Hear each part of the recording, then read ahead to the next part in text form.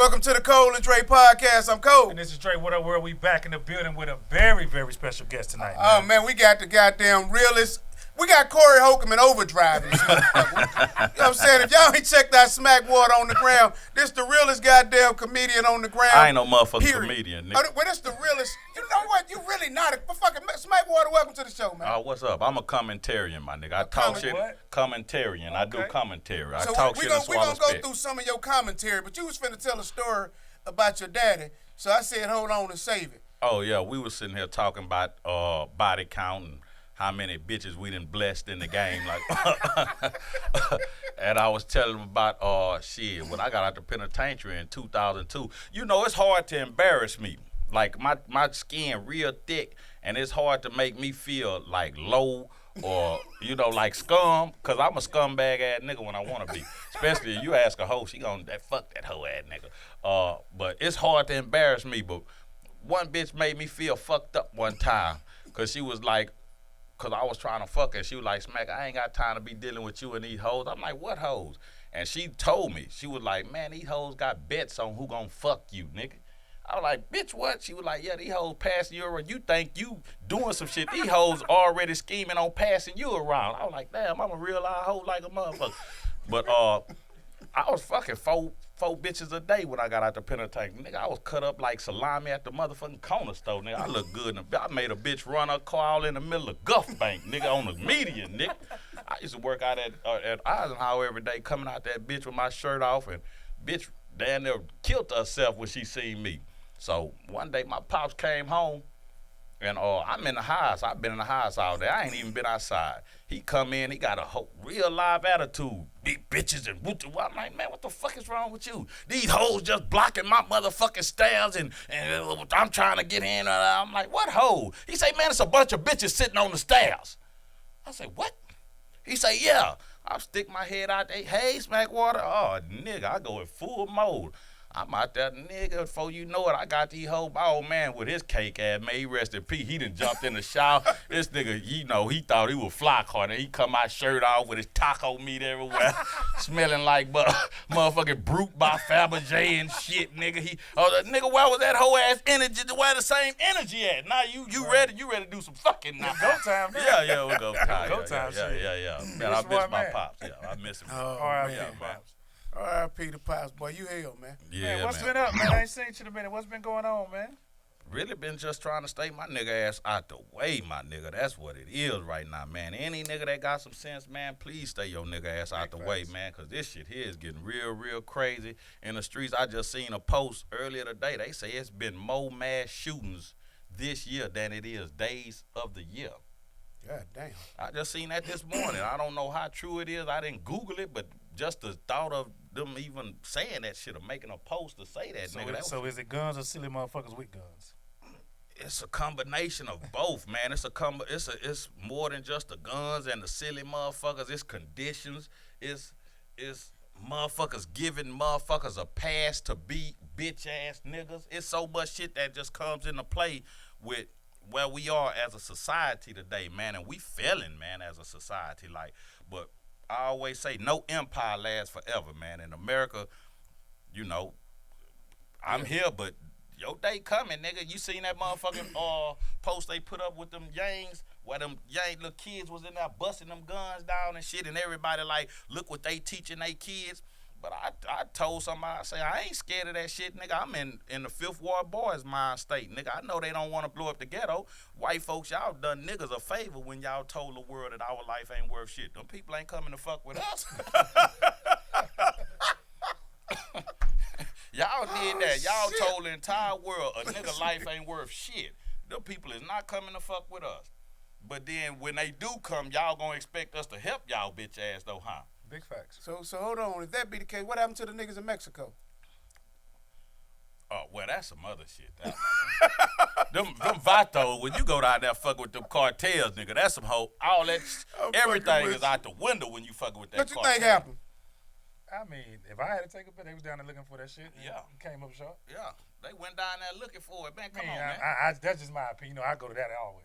Okay. Because I'm in Mexico, I'm down there looking for it. I mean, but I ain't never been to Mexico looking for it. So Yeah. If a nigga go down there, my nigga going down there. I mean, to come away from South Carolina, what the fuck we going as a group for so somebody can get a BBL? I'm just and then what you got to realize is, but I don't know though. So. When you go down there, they got spots that's designated for tourists. Mm-hmm. Where the cartel, they not even allowed. Y'all can't come over here fucking up our money. And they got entangled with the cartel, my nigga. So that let you know that they was in an environment where they ain't had no goddamn business. They was vulnerable. You know what I'm saying? And the cartel seen them as a lick. But you see what the cartel done to them niggas. Caught them niggas and left their ass with a note. This shit finna be a motherfucking international incident, man. Y'all fucking with the bread for real. Yeah. Travis, put some of these motherfuckers up. Like this motherfucker, find that Farron. What the fuck the nigga is that's beating the bitches up? Farron what? Oh, the trans nigga. Oh man. Yeah, the trans nigga. Yeah, that's wild. Like, I don't have nothing against nobody. I don't give a fuck what nobody do, but I don't think women that used to be men should be allowed to play women's sports. Because you ain't. That just don't make sense. You not finna put a ex bitch in the ring with a real whole nigga. I mean, that's true. But they doing it though. You putting a whole bitch in the room with an ex, in the ring with an ex nigga. Man, that nigga go beat the shit out them hoes just like he doing, man. What you expect to come of that, my nigga? Like, that's nothing good can come of that, my nigga. They had the little swimmer dude or whatever, or swimmer woman. Yeah. Was. Motherfuckers ranked like 180 something in the world. Went to a bitch. Went to the female shit and was number one. Number one, nigga. Come on, my nigga. That let you know that shit that ain't right, my nigga. That's a domestic violence case where I'm from. That's what that shit that is, nigga. Travis, you found that shit? Yeah, I mean, I know some of y'all might don't know who this nigga right here is. Me and my nigga Goose the Great was on the phone yesterday, and he asked me had I heard of this nigga named Fallon Fox. And I was like, nah, I ain't never heard of that nigga. And he was like, well, the nigga was a fighter in the UFC. The nigga was sorry as fuck, ranked like 124th in the UFC. Then he turned himself into a woman and shot up the number one, started beating bitches up in the UFC and became the best supposedly woman fighter in the UFC. This nigga literally is beating the shit out of bitches. Any bitch that climb into the ring with this cake ass nigga deserve to get their ass beat. But the UFC wronged in a motherfucker for putting this nigga in the ring with a bunch of bitches. Stop just it right like there, So that's wild. Man, I think that's one of the first posts that you did that I really got turned on to you, right? Yeah. I couldn't stop laughing. I could not stop laughing because I think what they doing right now is giving a motherfucker a chance to say, you know what? If you ain't shit over here as a man, I identify as a woman now. Yeah. So what we didn't do before we get to that point, I want you to tell the audience how you saw the problem of these. You want to solve the problem? Let a whole nigga like me say I'm a whole bitch and just walk up into the women's restroom with that dick swinging. Let's see how that shit that work. I'm a whole bitch. You know what I'm saying? I'm not gonna get no, but I identify. I feel like a bitch inside. This is how I feel. Whole dick swinging everything. But I feel like a bitch inside. Oh my and just walk up in that motherfucker, walk into the women's locker room with the dick. You seen the trans nigga who that went into the women locker room at like a gym or something, and the 18-year-old girl said she felt uncomfortable. The nigga had titties, but he still had a white dick. Boy. Was it white boy? Yeah. Yeah, I seen that. And they got mad at the 18-year-old girl because she said she didn't feel comfortable and safe with a nigga with his dick just swinging, even though he did have titties and long hands, say he was a bitch. What was the one that went to jail and impregnated some motherfuckers? Oh, yeah, that whole nigga that. Yeah. He ended up getting a couple bitches pregnant. Yeah, he got like 3 hoes. I ain't heard that one, Drake. Yeah, you didn't? What that happened? Yeah, man. That happened not too long ago. Yeah, a couple months ago. It was real big on social. He got like 3 hoes pregnant in that month. That nigga. But the crazy part about it is the picture they use. That nigga look like the Grinch that stole Christmas. I was like, God damn, that nigga now putting dick on hoes. I thought about that shit myself, trying that shit. Like, next time I go to jail, hey, man, I'm a whole hoe. That's tough. Fuck what y'all talking about. That's Yeah, tough. well, That's I tough. fucked the history of what it, last time I came, what I told you, nigga, I had a change of heart since then, nigga. I can be open. I can identify different. I can tell you who I really am right now. I mean, Y'all like I said, accept me. I don't have a problem with Y'all that. got to accept me. I don't have I got a problem lawsuit. with what nobody do, man. That's your choice, your right, your choice. Be free to do whatever, be who the fuck you are. But at the end of the day, man, some of that shit gotta stop. Like, it just gotta stop. Some of that shit need to be. It's pandemonium right now, it man. is, It's really, and Because there's no fucking way Bruce Jenner should have won Woman of the Year. I'm just, that fucked me up. I'm still like, if I was a woman, I would feel a way about that. Me personally. I don't understand how, but women co-signing shit. Right, that's what I'm strong thinking. than a motherfucker. I'm gonna tell you They what's gonna they stop on the demise. co-signing though. If they keep letting these motherfucking niggas transfer to women in sports, and you're gonna have a whole goddamn WNBA team of nothing but men who said, I identify as a woman. Because you bitches ain't gonna get no goddamn run. I don't mean it like that. Y'all, ladies, y'all ain't gonna get no runs. For real shit. But You're not gonna get no runs. runs. Is the girl from Jamaica, was it Jamaica, I believe she was from? I can't South remember. Africa. Yeah, South yeah. Africa. She was a real woman, but she had too much testosterone Testosterone. in her naturally, and they disqualified her from the Olympic Games. Yeah, I thought how that was crazy that shit that is. was so bogus to me. Like, she was a real Yeah, woman. she a real woman, but that bitch look like Grace Jones on steroids. I seen the picture where she had the flag like that. I was like, God damn. I thought she was a nigga at first. I had to read the whole. I was like, damn, that's a bitch like a Yeah, they motherfucker. said they checked her. That's when I said, well, damn, how y'all check her? Y'all check for the pussy? No, she's definitely a woman, but she whatever condition she has, she was just born with just a lot of testosterone. But y'all ain't testing and these they niggas. deemed her like unqualified to run against women, or compete against women at that level. But a nigga is qualified to compete against women. I don't understand, man. It's a lot of hypocrisy in this world, man. A lot of hypocrisy, and people have. What's so brilliant about the system is that the system has formulated and they have figured out something that where they can create what we consider to be laws, rules, statutes, but they create these loopholes and they create these gaps, and because they like to say like shit like the Constitution is a living, breathing document. They like to preach that. They like to push that narrative. It's a living, breathing document, meaning that at any time this shit ain't working for us no more, we can come change this whole ass shit, nigga, to work to our advantage. But we wasn't present when the Constitution was written either, though. So that's the part that I have a problem with. We didn't have any representation when the Constitution was written. Yeah. Not at all. That's a problem. It wasn't wrote with us in mind. Like, Right, no. absolutely. Goddamn sure. Because I mean, there's still slavery in the Constitution. There's still certain things that should not be in the Constitution. This Constitution is for everybody. So Even in state constitution Yeah. in Texas, it's still legal to hang a nigga who steal your horse. yeah, You know what I'm saying? Cattle rustling. Yeah, cattle rustling, nigga. That's still a law that's on the books. They ain't changed that shit. And they ain't these white folk, these next down here don't got no plans on changes. Man, they do shit, man, and like you got a lot of this game is so crazy, man, when I sit back and really evaluate it, because you got these three classes. You got the rich and wealthy, and you got, like I just seen today, they got 2,245 billionaires on Earth. Only 15 of them is black, less than 1%. Right. But and a couple new black people, like, you know what I'm saying, that made 15 because it was less than that at one point. It was only like 7 or 8. Yeah, you got at one Jay-Z, point, yeah. LeBron. Yeah, they just got in the category. Yeah. Yeah. But God damn, it's 15. That's all. 15. It was less than that. It was a single digit number for a long time. Yeah.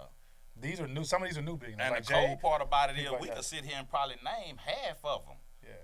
You know what I'm saying? Because how many white billionaires can you name? You only gonna get to about 5 or 6 before you run out. Like a mother Bezos, Gates, Walmart people. yeah. They are the Waltons. Yeah. Fucking. But that's a yeah, conglomerate. you can name a As bunch of separate, they probably not billionaire, but you know what I'm saying. So, Right. but what they do, they wave that less than 1% in front of the face of the middle class black man, and the middle class black man aspire to that, and they say, oh well, they did it, I could do it. And then but the poor black man is like, man, the system fucked up, and they like, nah, look at that, and look where I'm at, nigga. You just need to, nah, man, the system is, if the system was designed for everybody to win, everybody would win. Right. Yeah, and that's a hell of a thing you bring up, right? So I'm gonna let me focus. What part of the system do you speak of? Like, if we was in the change, what part of the system would you change? Like, what part would you change for everybody to have equal opportunity? The entire system got to be overhauled. The entire system. Anything specifically, just the entire system. Anything the entire, but the whole cold part about it is that it don't even matter if you change the system. Whoever come into power gonna be corrupt. Power corrupts. Right. It's human nature to be corrupt. It's human nature, self-preservation, nigga. If I'm up here, nigga, why the fuck am I gonna jeopardize allowing you up here to come fuck where I'm up off? Right. If I'm up here, nigga, I got. That's why niggas do, nigga. I ain't trying to see you where I'm at, because I know as soon as you get here, you might take the shine off of me, and they might be like, man, fuck that hoe ass nigga. Reason why I said that, because, you know what I'm saying, like, I'm a big historian. Like, I Nelson Mandela's story, right? Yeah. He stood for something that he just would not. He wasn't wavering. He wasn't wavering it. Yeah. And the people got behind him in a way where the system had to break and it had to change. Like, he forced it to change. But everybody came together in Johannesburg and became one. And the power of one was amazing to me, because he did some shit like this. He talked to a dude. He was like, if I hit a man like this, it might hurt him. If I hit him like this, it's going to fuck him up. And as blacks, why the fuck we can't come together to make that fist and to punch back? And that's the part I struggle with. Let me come with the other part, though. Because I think it could be done. When you said, where do we change the system at? It's damn near impossible, because you can give everybody the same access, right?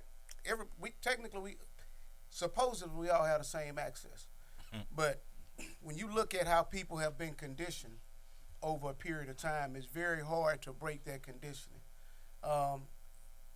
You can put, they have these fleas and different things that can fly. I can't think of the experiment where they put their jar over the motherfuckers. They put them in there, put their jar. They bump their head enough. They can take the goddamn jar off. It don't matter. They stop trying to get out of there. They've been conditioned. It's kind of like the other experiment. You have the monkeys you got 5 monkeys in the cage. You got a banana up here. Yeah. You seen that one? Yeah. The monkey go up, they pour the cold water on all of them, bam, he come down. Pour the cold, they take one monkey out, put a new one in. As soon as he take his ass up there, it's a banana. They pour that cold water, they beat his ass. Everybody beat his ass. After a while, you don't have. I ain't seen that one. That's a bad motherfucker. So after a while, they've taken all the 5 original monkeys out of the cage, but now none of the new monkeys go up to get the banana because they done got their ass whooped. Yeah. This is the power of conditioning. Yeah. And that's what happens with human beings.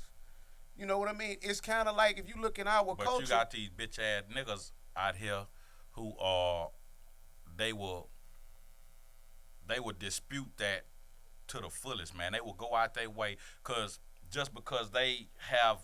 they've been given access. Man, ain't nothing like access. And when I say access to a better kind of economical situation, to resources, to influence, to power. There's nothing like access. Once you give a motherfucker access to like a better life, it's hard for a motherfucker to try to like a nigga gonna protect that at all costs. And I'm not saying that I'm above it. I just ain't never been afforded that opportunity. I can't say what I will and won't do. I'm speaking from a poor nigga perspective. And I'm not gonna sugarcoat it. I'm not no rich nigga by any means. I'm speaking from a poor nigga's perspective. But when we look at niggas with money and we like, damn nigga, you up there, why you don't do this and why you don't do that? Because a nigga know that in this system that, okay, we gave you all this access, all this status, all this power over that sector, because nigga power and a white person power is 2 different powers. Puffy power and Bill Gates power, you can put them in the same room with that power. Like, nigga, that shit you talking about is some the reach is different. Yeah. If you go, Bill Gates, in 1968, you go read, I read this book called Outliers by Malcolm Gladwell. I don't know if y'all familiar with the book. You familiar with it?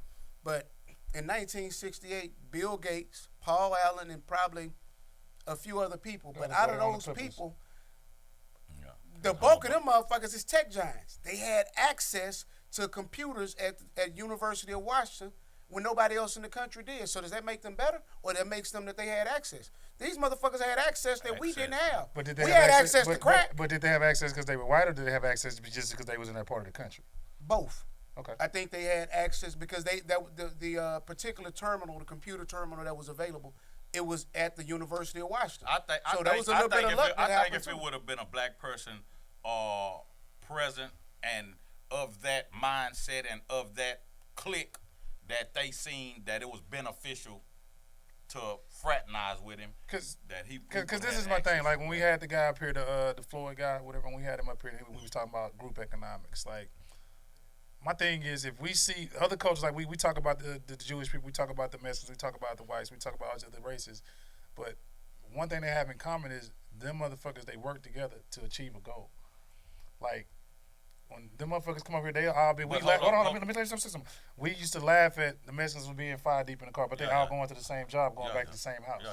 That's one gas. That's what I'm saying. That's one gas money. But we too cool for that shit, in a sense. That's because that's how we came up. Now maybe that's because of where we come from as and not just that, but then we also got to be cognizant, and we always must never ever forget, and we always must remind our people that every time that black people got into that very mindset that you talking about, what happened? Cases. They not came disruption. Yeah. Organized disruption. Absolutely. I mean, from the government. Because there was never. History says that the Black Panthers were taken down. They deemed them as a terrorist group. The Black P Stones, the GDs, everybody has been deemed terrorist. But there's all that it didn't start that. That transformed absolutely. into that. I'm saying it, but I'm talking about in today's perspective. Like, you know what I'm saying? We see all these different groups of people, you know, because like I said, we're at the bottom of the totem when it comes to financials. Yeah. The wealth is not, you know, it's not evenly matches. It'll never be. That's not totally true. Because if you look at our spending power that we have and that we are, blacks will be the 12th richest country in the world. American blacks would be the 12th richest country in the world. But we don't invest in infrastructure. We don't make money from infrastructure.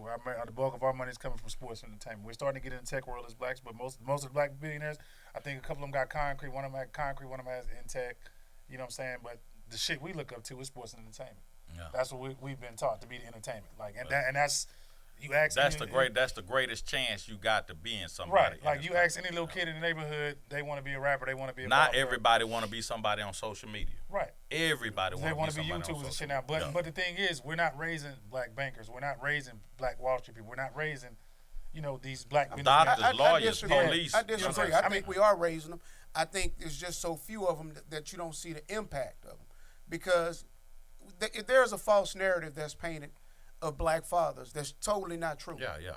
And I hate that narrative that all black men are deadbeat fathers, but that shit ain't real. I mean, I watch you with your kids, Dre. You know what I mean? So, you know, but I'm with my kids and the niggas that I know taking care of their kids. But I think that narrative comes from blacks not being in the household with their kids. But that was a design. That was by design for sure. That was a design. But you know, absolute design. But that structure, that structure has affected the black community in ways But you know what I always say though? What I always say, and I go to my grave saying this, because until somebody disprove it and show me otherwise, the most dangerous thing in all of society is a narrative.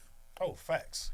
What somebody said, and our biggest problem is we don't control our narrative, what somebody says about us.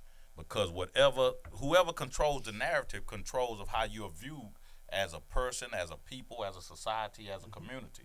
And we don't control our narrative. This is one of my biggest problems with Stephen A. Smith, because and his dislike for LeBron, because Stephen A. Smith always said he has a gripe with LeBron because LeBron wants to control his narrative. What the fuck you mean, bitch ass nigga? I'm going to let you control what is to be thought and said about me? Control your narrative, my nigga. Control what is thought about you and what is said about you. Because if I let the next nigga tell you what to think about me, then I'm at mercy of whatever is said or what is thought to be. So as soon as I walk up, I'm already at the mercy of society. Soon as I come outside, whatever a motherfucker say about, see, the beauty of me is you could go on social media every day and I could tell you, and can't nobody tell you, like Pac, can't nobody tell you who Pac was because he left so much content of who he was. You cannot paint a false narrative of him. But do you think down in today's world, like, we have more control of that now based on all the media platforms that we have available now? We can get on, anybody can tap into YouTube and put a video up. Anybody can get on social media and put a video up. But we need a collective. We need Right, a collective I agree. narrative. That's what I'm getting at. Like, because your narrative as an individual Right. is your narrative, but what is the narrative of us as a community? The narrative still stands of who we are as a people. Right. And trapped in America. Like this, we have yet to change it. It don't matter how many podcasts or this nigga say that, but as a collective, Because this is my thing, like the major media companies, like, you know what I'm saying, you always see tragic black shit, but you don't really see tragic white shit because there's trailer parks all around the country that we don't see the news being reported there. And it's not a bad thing. Watch you know what sports. Watch football. For sure. The black story is always gonna be downtrodden. The mama was a crackhead. The daddy wasn't that. He was raised by his grandmother, but he overcome. The white boy story gonna always be the boy next door, young Billy. How he loved his father, and his father passed, and it gave him the drive and the determination to take on all these black ass niggas and go against all. You know, we just saw that with the Angel Reese and Caitlin Clark issue, like the same shit. But here's the and I love that, by the way. I've said this on our podcast I don't know how many times. You have to paint an ugly narrative of black men because we are the only species on the planet that can change this fucking planet in 50 years. Yeah. If you put dick up in a motherfucker, that's a black baby. If your son that you made a baby with that white woman put more dick in another white woman, another black woman after that, them grandparents don't exist. I saw this with my own eyes. One of my partners, he black, the girl white. He had a daughter. The daughter married another black man. They own a picture with their white grandparents. Those people don't exist in a fucking generation. Yeah. That's when I realized how powerful. But it's not our seed is, and why this is why they hate us. And it's I saw the picture. And it's not just the seed. It's the power of black influence, my nigga. Like, I done another podcast, but I always pondered this, and I in my mind I was like, I really believe like everybody in the world is waiting on the black man in America to wake the fuck up. Like the Chinese over there in China, everybody like, man, y'all, like, my nigga, if y'all ever wake up, nigga, this whole shit is gonna flip because everybody's gonna take our side. Nobody's gonna side. The white man has been running shit and fucking over people and causing disruption and chaos and conflict for too long. Motherfuckers is tired of them. Absolutely. Motherfuckers is tired of the white man, and this is not, and first thing a motherfucker will say is reverse racism. No, it's not racism. I don't have the power to oppress you. All I'm doing is telling you what the fuck it is. Now, you could choose not to listen. But when it happens, motherfuckers are gonna go back to this very moment and say, damn, man, the white man, you don't think motherfuckers is tired of you coming up in their motherfucking country and talking about you coming to free the people? No, you just coming to put in a regime that's more favorable to whatever your motherfucking, whatever you want. Because if we go back and look at history, like I said, even with the my bad, y'all tuned in for some cake ass nigga shit, and we on this. I like this type. I'm not talking about y'all. I'm talking about the people. Like, God damn, because this my level of intelligence. I feel like, you know what I'm saying. I'm saying the people. They like, man, this hoe ass nigga ain't said cake ass nigga. All right, let me get that whole ass shit out. Bitch ass nigga. You know what I'm saying? Because America's history is like we've came into countries as allies and became enemies. In Saudi Arabia, Iraq, all that shit. We came in to prevent Russia from taking over the region, and here we are fighting with the motherfuckers years later. Like, it happens. Niggas say, give him another motherfucking drink. Another round, bartender. Another round. Y'all got a blind ass bartender. This old blind ass bartender. Y'all need to hire a bartender that can see. This nigga here, he like this. You should have saw Dre the first time he saw that nigga. Dre say, fuck me up completely. God damn. What? Peephole eye ass nigga. Hey, that nigga can see a white woman. I tell you that. Goddamn, he can see a white woman. He can see that pussy high. You ain't never missed that whole eye. No, he ain't gonna miss that motherfucker. He ain't gonna miss that motherfucker. But check this out though, like this, and that's the problem. They revolting against the U.S. dollar right now, all over the world. Oh man, you see that shit taking place. And I just refuse to believe that we done spent all this money on the military, and them motherfuckers ain't finna say We ain't finna no, go. nigga. We finna have a real World War Man, III. I just don't, and I hate to say that. I pray that I'm wrong. That's what it is. But I just don't It's see headed them that just way. letting the motherfuckers say, well, the dollar ain't gonna be the world's currency no more. Motherfuckers don't understand the luxuries we have because the dollar is the world's currency. Yeah. When all the countries park their reserves here, which allows us to make low interest loans to our society and live a middle class and low better interest life. loans too. White society. Yeah. Well- and yangs and everybody but niggas. Well, you got to know how to take advantage of that What? shit. Yeah, you know what I'm saying? that too. I done learned a few things. yeah, from that yeah. shit. But They Information took me to is goddamn power. jail with them with But the it's a goddamn little bit game. different when you can touch down here and be privileged to access. Like, you know And what I'm a privilege to access to those motherfuckers. Cause I got my nigga Lace Mode. I like, nigga, you a black Jew, and he do not fuck with niggas on no kind of business. All his See, I don't motherfuckers like that he- this shit. No, I don't like this shit. Now, got a not problem hold up. with Now, that shit, man. I'm not saying business on, but what I'm saying is when it comes to his finances, like keeping his finances in order, all he fuck with is Jews.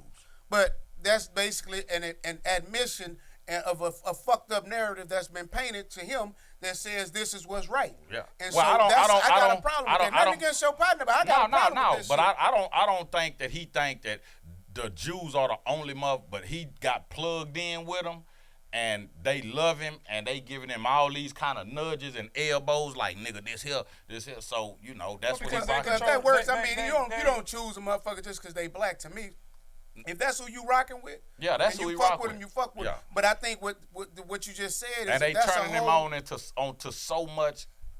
So once you tie, cause I'm a nigga. If I meet a Jew nigga and he a good nigga, I'm gonna He a fuck good with nigga, him. right. Yeah. But blacks are the most accepting people on the planet. Like, we accept everything. Like, Everything we and accept everybody. Nigga, that's mama, that's papa, that's white chocolate. Anybody We can accept come up everything. in a nigga. Like, Ali was here, We man, and accepted ass he whooping. said some real Like shit. a He was like, shit. a white boy can go to the worst hood in America and ain't nobody gonna fuck with him. yeah. Okay, but we just accept them as people. Well, yeah, but you then- see that same black dude come to that motherfucker, it's a problem. Man, who this nigga is? Yeah. But it's like that in jail. We all been there before. Like, we Yeah, see yeah. the Mexicans come in, But then- all the Mexicans go take him, all the shit. Soon as he White boy- walk, soon as he walk up, in the door. nigga come in, who that nigga is? I don't know. But that. what Yeah. you gotta realize You know what I too, mean? like, so let's just look at jail Our culture because fucked up. jail is a microcosm Microcosm, yeah. of society, right? Yeah. We're the most independent race in any jails, in Yeah, any facts. system. You know, Fuck yeah. when white boys come to jail, they got to click up. They got to. When Mexicans come to jail, they gonna have to click Yeah, up. a nigga can we, walk the we yard so by low like a himself. motherfucker, Yeah, man. We can be so low. Yeah. Most of us are bigger, stronger, faster, and that's just the reality of it. You know, it's just a difference in the genetics. So, as independent as we are there, we bring that we're the same independent here. Where I don't need them niggas. I can do this shit on my own. Yeah, fuck That's them a hoe ass fucking niggas. problem. That's a man. problem. Fuck them That's a hoe ass niggas. motherfucking problem. And so, you know, that's something that we have to change. As you said, when you talk about shaping the narrative, or creating your own narrative about it, we've bought into this narrative that a white man or a Jew is better to handle my money or do business with. Because I have a lot of people say, man, I just ain't gonna do no business with niggas. My Like, grandfather, what kind of my shit is grandfather that? stood on that. He talked bad about niggas, nigga. My grandfather used to run the whole family high because he talked bad about niggas. But a nigga ain't gonna never let you down. A nigga gonna always Do some nigga shit. gonna do. And this is what I tell niggas. Gave this nigga some brown to white. Nah, that was water. Yeah, nah, that was cut with that. But I tell niggas all the time when you do nigga business, That's you a get hell of a cut. this all you got, nigga. Oh, You gonna okay. rock with what you got, nigga. That's I a ain't hell of a fucked up. cut. I'm from the hood. God nigga. damn, that see. show ain't much of a cut on that motherfucker. Damn, that's But that tell you what we do when you put some brown and some white, that motherfucker gonna turn brown. Yeah. Like we just spoke on it. that's a hell of a goddamn thing. We right just there, spoke man. on it. Like Hey, a motherfucker. But, hey, Travis, put one of them other clips up, man, so we can give them some of this cake ass nigga shit. Then we gonna go back. Damn, I put that chapstick on my lips shining like a motherfucker. Goddamn. That's your gal, nigga.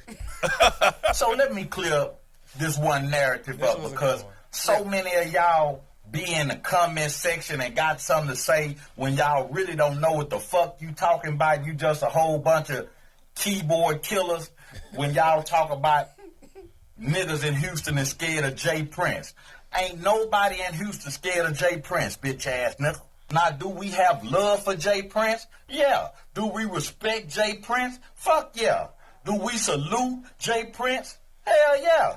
Are we appreciative of Jay Prince? Yes. Do we got gratitude for Jay Prince? Fuck yeah, bitch ass nigga. That nigga literally put our city on the map, hoe ass nigga. And the niggas who really saying something ain't even from Houston. So you don't, so you just want us to say fuck Jay Prince just for your amusement and just so your bitch ass can have something to gossip about?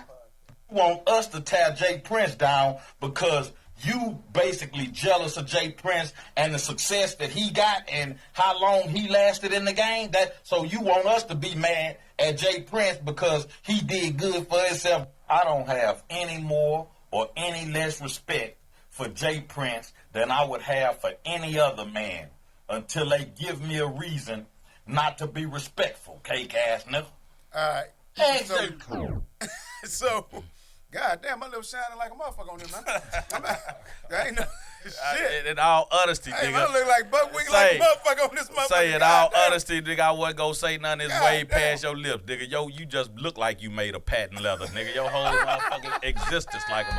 That nigga go outside and close his eyes at nighttime and nigga disappear, nigga. That nigga...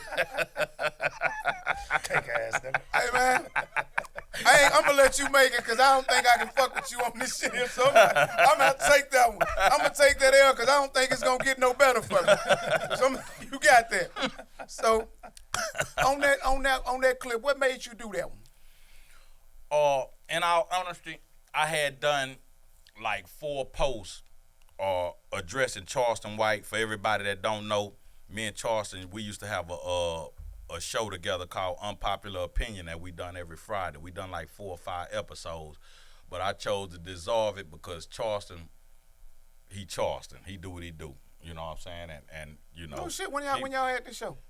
It was. You tell me about this show. Yeah, like about 2 years ago, over 2 years ago. 21 sometime maybe. Cause I ran into him. We talked about that. Yeah. We done like 4 or 5 episodes. Okay.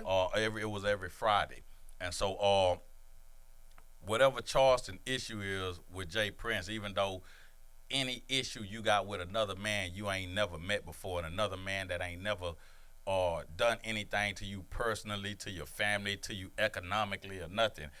This is the world we live in now. Motherfuckers jump online and motherfuckers got a problem with another nigga that they don't totally know. But I don't know how the problem is manufactured. But whatever problem Charleston had with Jay Prince, that wasn't my issue. My issue came into being when he said every nigga from Houston could suck my dick. 1, I'm a grown man. Big facts. You know what I'm saying? 2, I'm a penitentiary nigga. You do not invite me to your dick, bitch ass nigga. Ray Charles could invite me to his dick. I slapped them blind man glasses off his face. Charleston, and you know, Charleston was a legitimate fan of mine when we first met. Like, it's documented. He was a fan of mine, but nigga, I slapped that glass, that Sammy Davis out your eye, my nigga, out your face, my nigga. I don't play like that, my nigga. As a grown man, I do not play. I would never tell another man to suck my dick, even if I don't fuck with you. Big facts. That's totally disrespectful. Yeah, I don't Them fuck fighting around. words. Yeah. Them I don't even talk 100% like that. fighting Yeah, words. yeah. You Them- can call me a cold hoe. Yeah.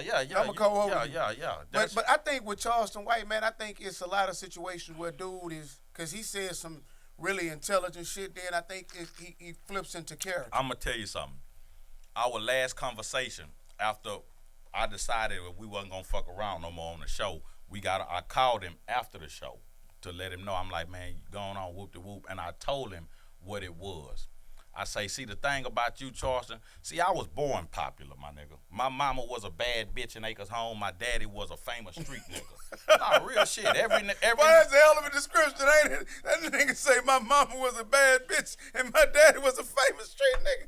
Go ahead, man. Yeah, every That's a nigga hell in of a- Acres Home and Studio would want to put dick on my tea lady, and bitches want to fuck my pops.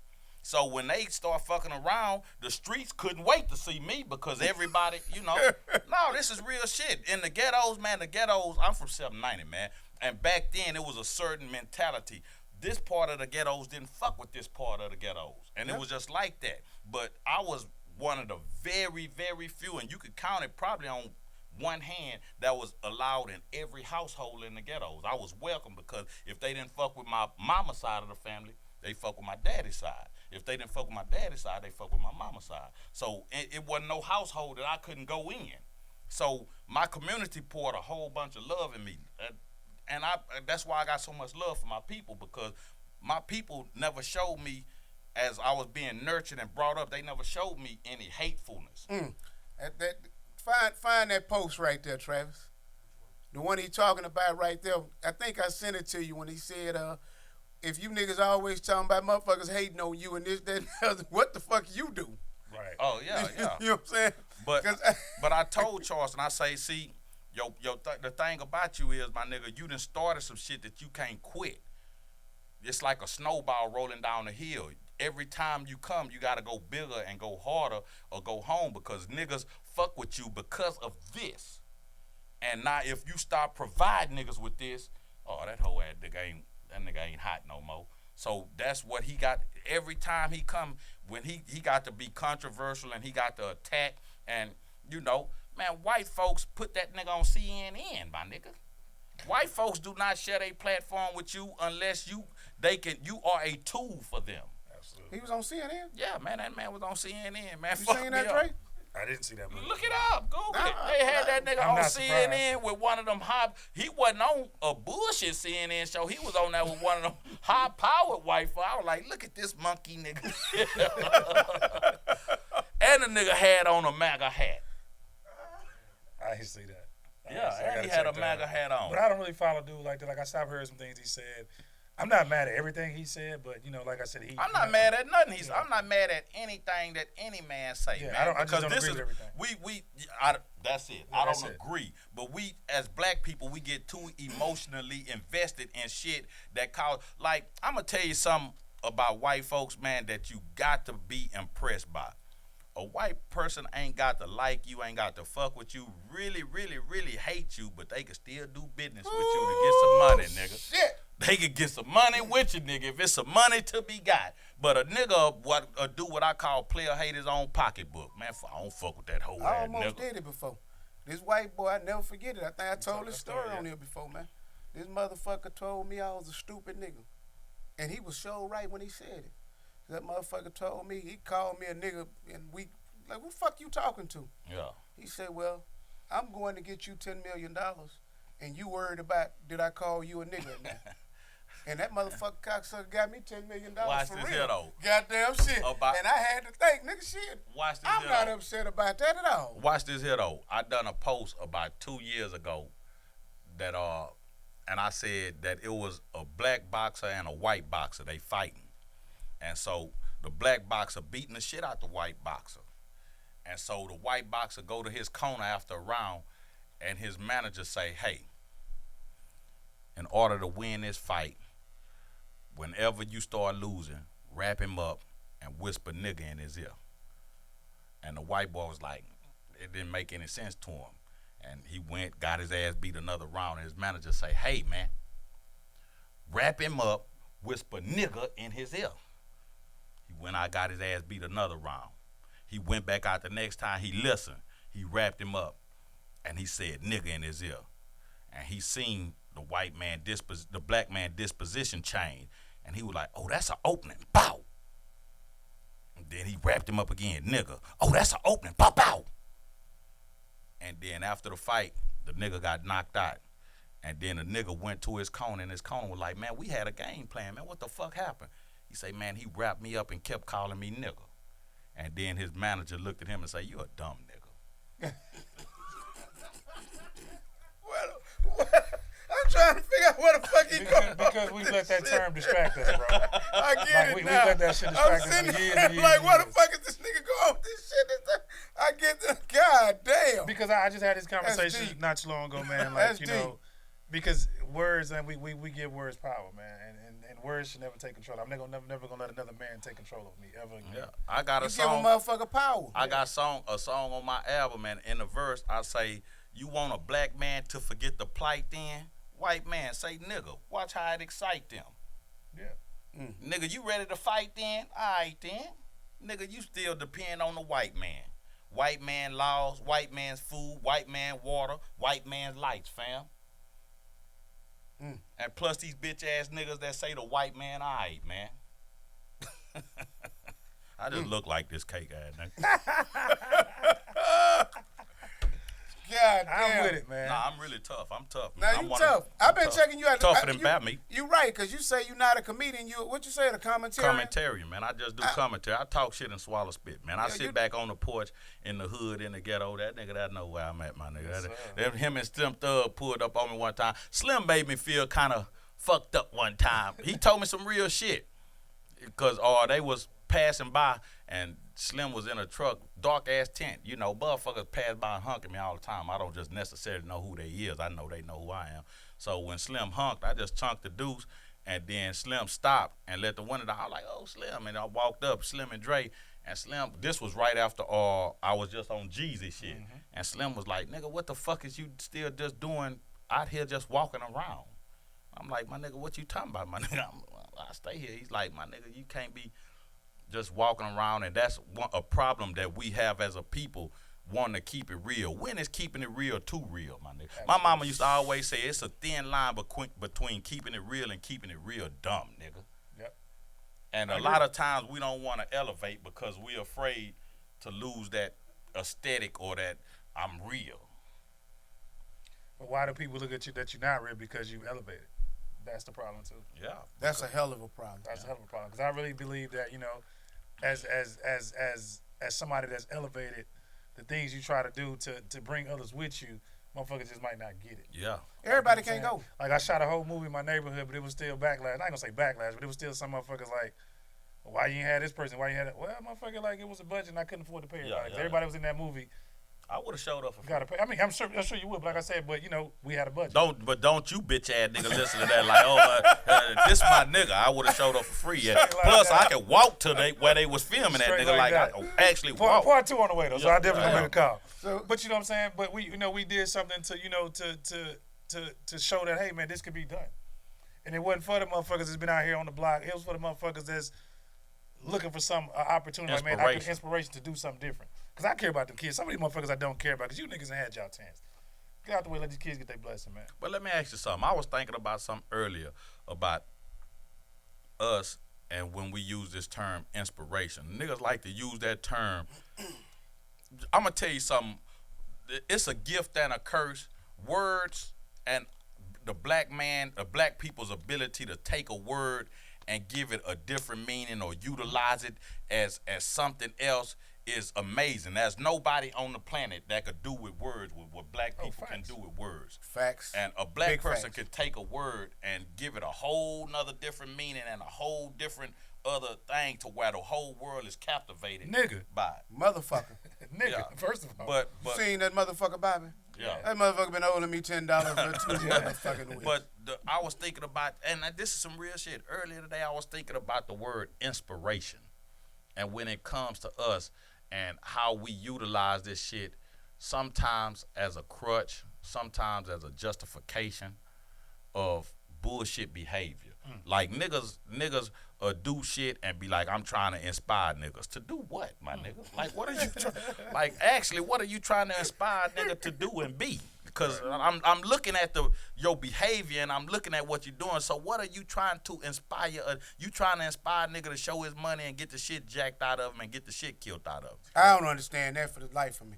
But I just niggas can't will say they understand trying to inspire niggas. Why the fuck is you on here showing your money? Nigga, do you? But in a warped mind frame, it makes sense because if all three of us are all three of us are street, you matured, I'm mature, you matured. But it was a point at a time that we wasn't as mature as we are right now. That if just think about if we had social media.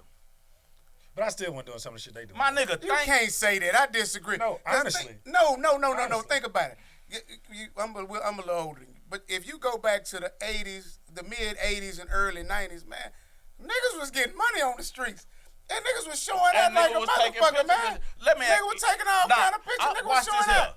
I'd like to think I wouldn't have been doing it, but come on, my nigga. Say, my nigga. Shit was getting your pussy up. What? See, I was raised by the jackers and the hustles, like, you know what I'm saying? So I always knew the niggas was takers back then. Like, I was raised by some takers. So I understood that I couldn't have that principle. I was never a nigga like capping about what I did. If you saw me, you saw me. If you didn't, you didn't. My kinfolk, his motto is, and when he told me this shit, I was like, but when he said what he said, I was like, wow, this nigga is a next level jacker. Like, this nigga is like a master jacker. Like my kinfolk is an Einstein. Like this nigga's an Einstein.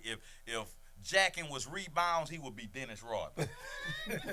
This nigga told me, and I swear to God, we having a conversation one time because I used to get into it with all of them because I was the only, they was all gangsters. I was the only thug, and them niggas was a jacking crew. But I would get out there, I jump out there, but after I jump out there, I'm a hustler by nature. So I'm gonna take, but these niggas just wake up and live to jack. Yep. And a nigga told me, he say, Smack, nigga, I can go anywhere in the world and get rich. I like, bitch ass nigga, how you gonna go anywhere and get rich? He say, all I'm gonna do is go to the club, my nigga, and watch all the bad bitches. I say, nigga, how the fuck watching a bad bitch gonna get you rich? He said, cause the bad bitch gonna let you know who every nigga that got money is. I said, God damn, nigga. But that's, I say, what? But like I say, said, boy, you next level. The jackers I was raised around that going to that strip club throwing, I never really was into that shit. I've done it before, but I see now it don't even. Right. Well, it's still a sense of the bad bitches because they throwing the money on the bad bitches. But niggas is, but a bad bitch is they gonna be in VIP. Yeah. They gonna know the niggas with money. They gonna walk up to them and hug them. And I was like, wow. I was like, it's a science too. Fucked up. My partner Al, man. Shout out to Al. What's up with you, boy? This nigga, he'll throw so much goddamn money. I had to get out of my bed at 4 o'clock in the morning. Nigga, I was in Area 29 a night. Drake threw that $500,000 in that, man. That shit, that was ridiculous, my nigga. Hey, man, I'm a straight up square buck, stand up stiff, 100, 6 o'clock nigga. If you don't know what 6 o'clock is, look at with two hands, it's straight up and down, bitch ass nigga. But that night, that nigga threw all that money, cake ass nigga. Who did this? Drake, nigga, in Area 29, nigga. I damn near started scooping money. I damn near was. What year was this? Shit, that was what? Not too long ago. That was about a year and a half ago. When the OVO went out his ass, the friends. No, that was the one before him and Savage 21 Yeah, Savage. the one was called fuck, cause I went to the party. I didn't go to the party. Not the gay album. Certified Lover Boy. Yeah, Certified Lover Boy. Not that nigga threw half a ticket in there.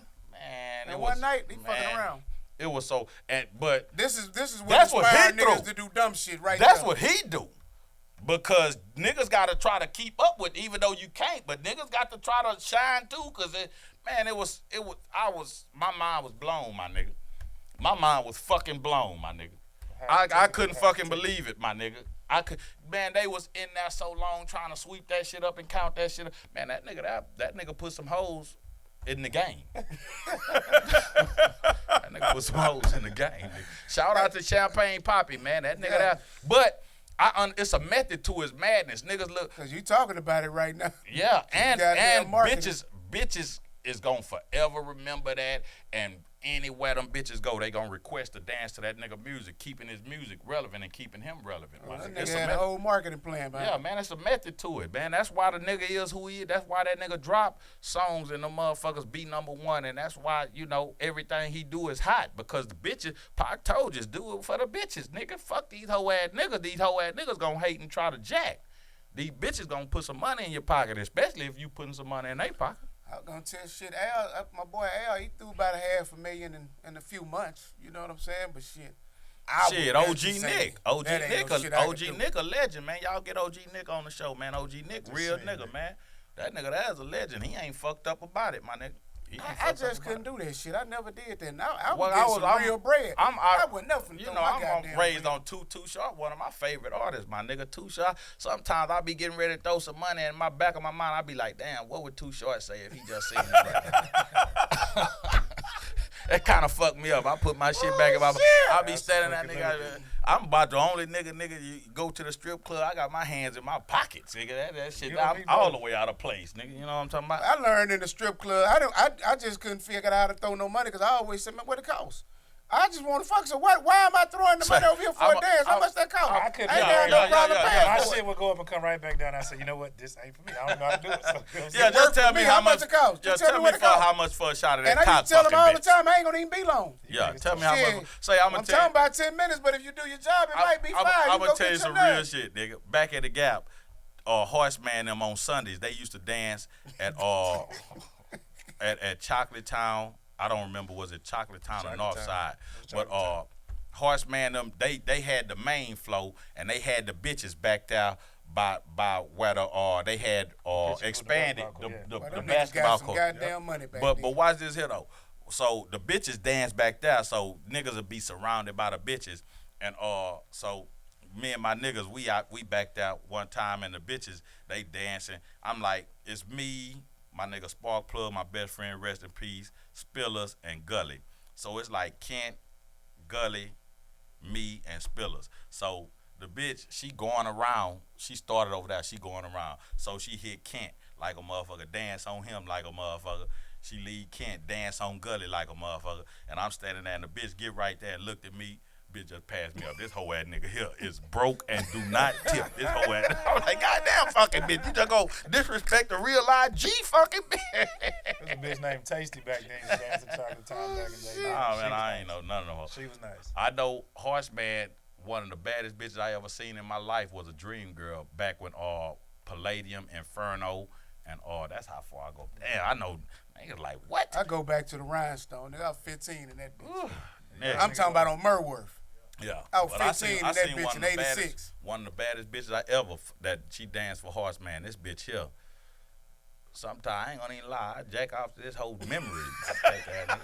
It is what it is, bitch ass nigga. Hell yeah, this bitch here was a bad bitch. Man, what's been up, man? What you got Hold going on, man. on, Give man? me another one of these clips, man.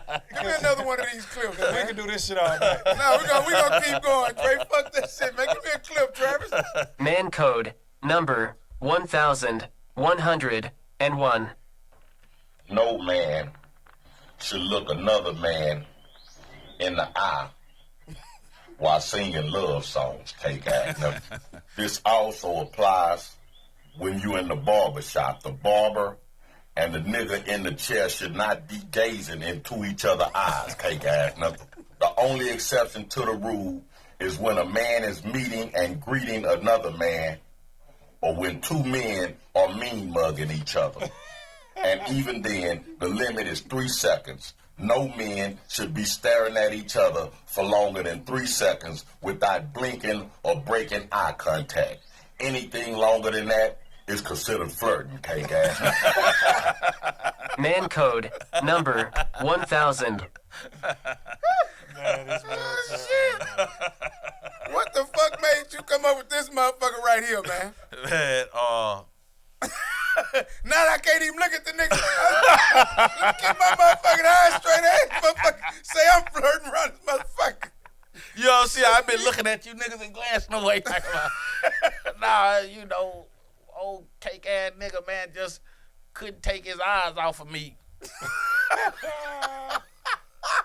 on that fan shit, man. That shit that's some crazy shit, man. That shit that's some crazy shit. Like, I appreciate the love and I appreciate motherfuckers being fans, my nigga, but it ain't that serious to me, my nigga. It ain't even that serious with females. I was at 50-15 one night, and I had to tell this hoe to come. It's you. I can't. I'm like, bitch, what? Bitch, what? I'm outside, fucking bitch. What the fuck is you doing all that shit for? That shit is unnecessary, man. Did you fuck the bitch? No, man. I Okay. don't. You don't That's fuck too your extra. fans? That fuck yeah, I fuck a bad, I fuck a bitch, but I kill a hoe with that dick. But that's too extra because she already let me know that You're crazy, man. bitch, you act like you can't stand in my presence, so you damn sure can't take a nigga fucking with you. So I'ma say myself, man. I'm like I say, man. I'm way more mature. Young Smack, yeah, I would have shot. We probably would have been in the parking lot fucking. You know what I'm saying? I wouldn't have gave a fuck, bitch. We gonna just take it how it come. But Give me one more, Travis. We're going to go through a couple of these clips, Dre, because I know we'll be here all night with this nigga. My boy. But we was talking about, so before we got on air, man, we was talking about body counts. So before you even put that up, do body counts matter to you? What do you think about body counts? Dre, what you think? Smack, what you think? You meet a broad in a body count, what you think about it? I mean, bitch ain't gonna never tell you the truth. Right. Exactly my point. And the average nigga gonna probably exaggerate his body count. now, I paid for mine. That's why it ain't exaggerated. what I I will say, I might hit, but I'm not, going no further than that. More Yeah, than likely. I It all don't. depends on what I know. Like, you know what I'm saying? I'm not asking. I don't really. Yeah, that's what I'm saying. I don't ask. I don't even get into Because the. usually a hoe gonna be a hoe, and you gonna see that So there's gonna be some other shit that come with it with bitch with a high body count. There's gonna be some other shit that come with it. You just gonna not be like, I don't even discuss it because it really don't even matter to me. You know what I'm saying? I don't even want to hear the goddamn lies. I know you. I don't even ask. I mean, I'm not even. I ain't never asked. I'm not gonna. But if you fucking with a bitch who do a lot of fucking, it's gonna be obvious. Yeah. You know what I'm saying? I've known when I fucked with a bitch that do a lot of fucking and a bitch that ain't done a lot of fucking. Like, nigga. It's usually other shit that come with that. Yeah, I fucked with a bitch, nigga. This bitch here ate that dick up. I almost moved this hoe in. You know what I'm talking about? So that the fact that she sucked dick was not, and this was before Superhead was hot, but I hadn't yet seen a Superhead video. Yeah. And the bitch put the Superhead on me, nigga. And the bitch had, and I have never ran from a hoe. You ran from? I was crawfishing like a motherfucker, nigga. Man. The motherfucking sheets on the bed was stuck between my cheeks, nigga. Damn. Bitch had my booty cheeks tight, nigga. Hoe was sucking out. Dre, you had one of them? I ain't never had one of them, Dre. Hey, man. Some good ones, but goddamn. God damn. Yeah, the bitch made me pull the whole sheets off the Certain bed bitches with I my don't cheek. want to meet. I don't want to meet that old. This bitch here, and I met her, the night I met her, I was at Corey Mo's studio and stepped out. I was still smoking. I stepped out to smoke a Black and Mild. And the car was broke down in the middle of the street. The bitch had, I ain't gonna say her name, the bitch had on some motherfucking shorts so motherfucking tight. This black bitch was so bad, nigga.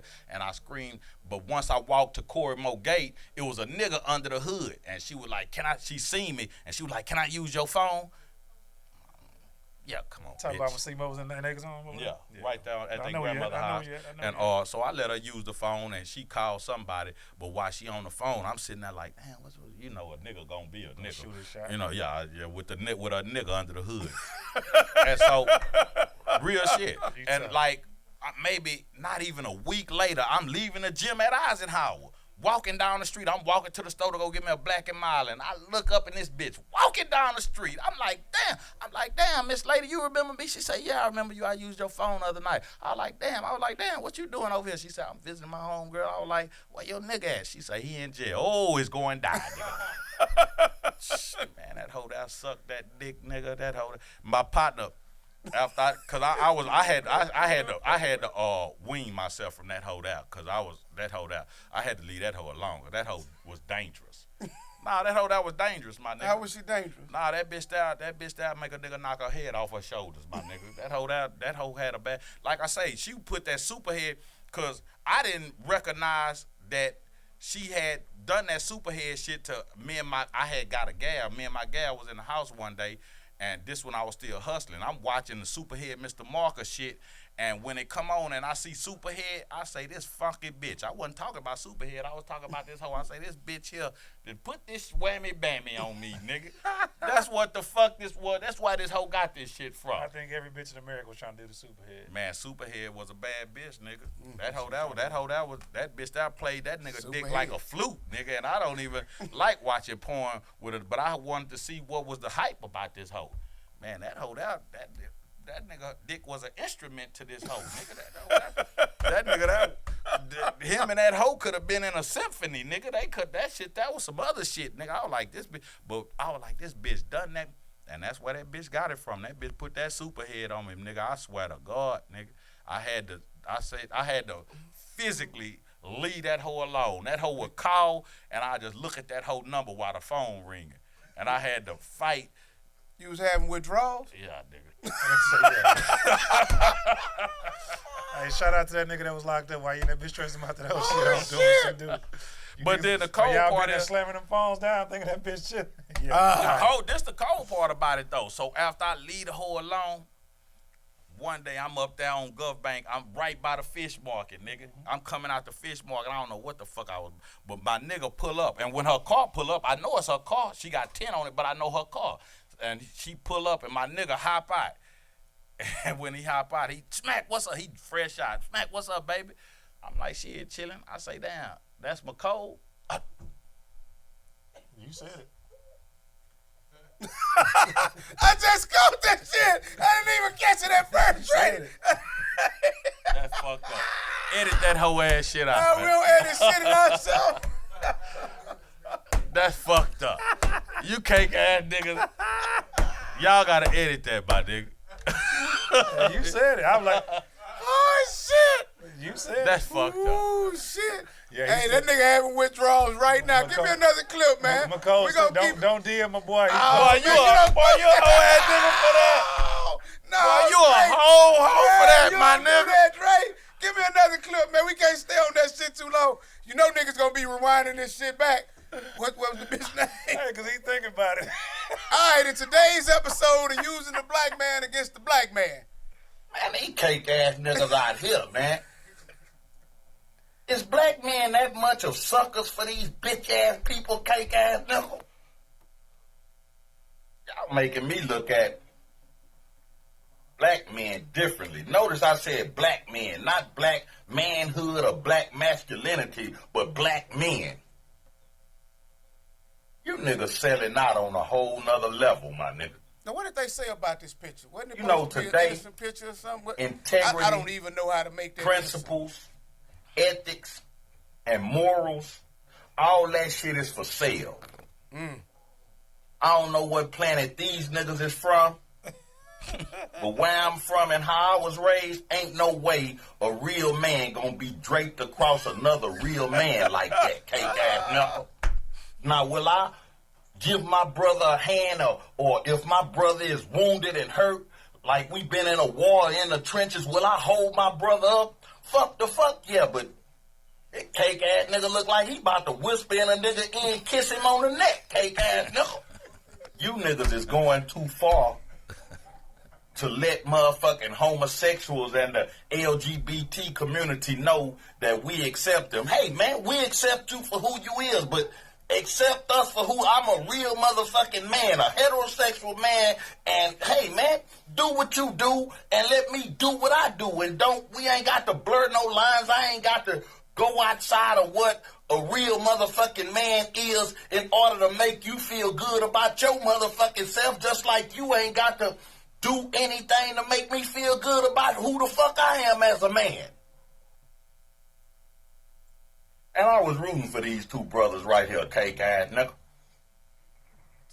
So what happened? They got to them this looking bitch, like man? they more than brothers, not old bitch. Take that shit down. Michael B. Jordan, and what's the other dude name? That guy, Jonathan I don't know, yeah. Jonathan Majors. What they? I They don't just even did a know. movie together, so I don't know. Yeah, I don't know how to make that shit even What was innocent. that? Was that And Cameron said that's why he watched the movie because of that picture. Yeah, Yeah, and then turn right around. The white girl say Jonathan Majors was putting hands on her, even though they said that they found it out not to be true or whatever. That'd be bullshit too, though. 'Cause that's one of the ones you can't beat. Yeah, that's a picture that's gonna live forever. God damn. Yeah, me and my pops couldn't take a picture like that. What the fuck is you talking about? Nigga, me and my son, a nigga that came out my nuts, we couldn't take a picture like that, my nigga. Nah, my nigga, because I wouldn't even tell my son to feel comfortable with another man just invading your space like that, nigga. I'm a penitentiary nigga, my nigga. I done say, my nigga, don't. Yeah. That was wild. That was You know, wild and a wild mother- shit. Suck then, my tongue. But then this is where we at, because as a society we give all these bitch ass niggas so much freedom and so much to say, oh, they ordained by God, or they a man, God sent them. Man, the same energy that any other man harness to be of God, you can harness. Absolutely. Because we are all made of the same goddamn shit, nigga. We are all from the same source. So this nigga is no more spiritual than you are, and this man, a motherfucker, God told me to tell you, you a bitch ass lie, hoe ass nigga. God know my motherfucking phone number personally, hoe ass nigga. So why ain't gotta tell you to tell me, hoe ass nigga? God ain't gotta tell you a bitch ass thing about me, hoe ass nigga, cause God know me personally. If God want to tell me anything, he could put it directly on my heart and mind. So all that, man, that's why I do not listen to these bitch ass niggas, the Joe Osteen, T.D. Jakes, Creflo Dollar, man, all these niggas here, the nigga last name is Dollar, cake ass nigga. That nigga, that's the toughest nigga. If I gave anything to anybody, it would be that nigga, because that nigga's just so real to let you know what the fuck it is with me. The dollar cake ass nigga. You trying to get to heaven cake ass nigga? Give me some dollars. I get you there, bitch ass nigga. I'll escort you personally to the front of the line. Say, man, that nigga with me, Jesus. I got it. Yeah, that nigga paid me, nigga. You know, I got your cut, nigga. Oh, shit. Goddamn, Clifton, that's not. I'm going to tell you the wildest shit, man. There's some wild shit. I went to Osteen Church, right? I think it's like 06. And this man said, this is my Bible. Whatever he say out there. Yeah, right? that his introduction. Yeah, right. Yeah. So he said, I just want to praise God with everybody and let you know that we took a $95 million loan out on the church for 30 years. And by God, hold your hand up and give God some praise. We've paid it off in 4 years. I don't know what else he said after that shit. All I got to do is calculate the whole test. Goddamn, this motherfucker say he paid off $95 million in 4 years. That let me know I'm in the said, wrong God business, my nigga. Damn, man. I'm in the Man, wrong $95 business. million. I'm telling you, I remember. Y'all go fact check that shit. The guard business is That good, man my said nigga. he paid it off in 4 years, and he don't take a Guard salary. business he don't is take good nothing from the business, church. my nigga. It's only See, one. God It's damn. only one letter that separate guard business and good business, my nigga. Well, y'all tough. Y'all tough. Am I lying? Stop me when I tell a lie. Just stop me.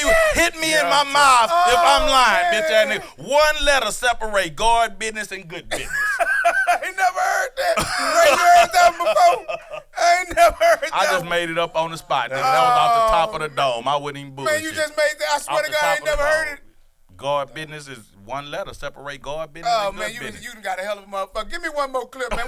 Because we going to do this shit all night long. This nigga Dre will be looking at his phone. No, nigga, you can't go nowhere right now. And you already Hey, man, showed we up rocking late with on this some shit. superstar yeah, you late shit. the motherfucker, man. We supposed to been doing this shit. Broke car ass nigga. This nigga car is in the shop behind a thermostat.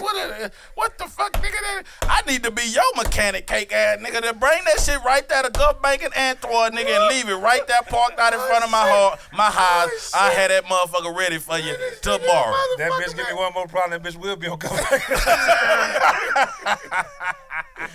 me a clip, Travis. You ever been online just scrolling Oh, man. and a bitch you used to fuck with come across your timeline and she be in a picture or a video all hugged up with some nigga all lovey-dovey and you think to yourself, I used to kill that bitch with that bitch. Then what you do, you be a hoe ass nigga and go to one of their pages because you want to see if they got a picture or video on now of them kissing. And lo and behold, there it go. And you see it. And you think to yourself, bitch ass nigga, that hoe swallow cake.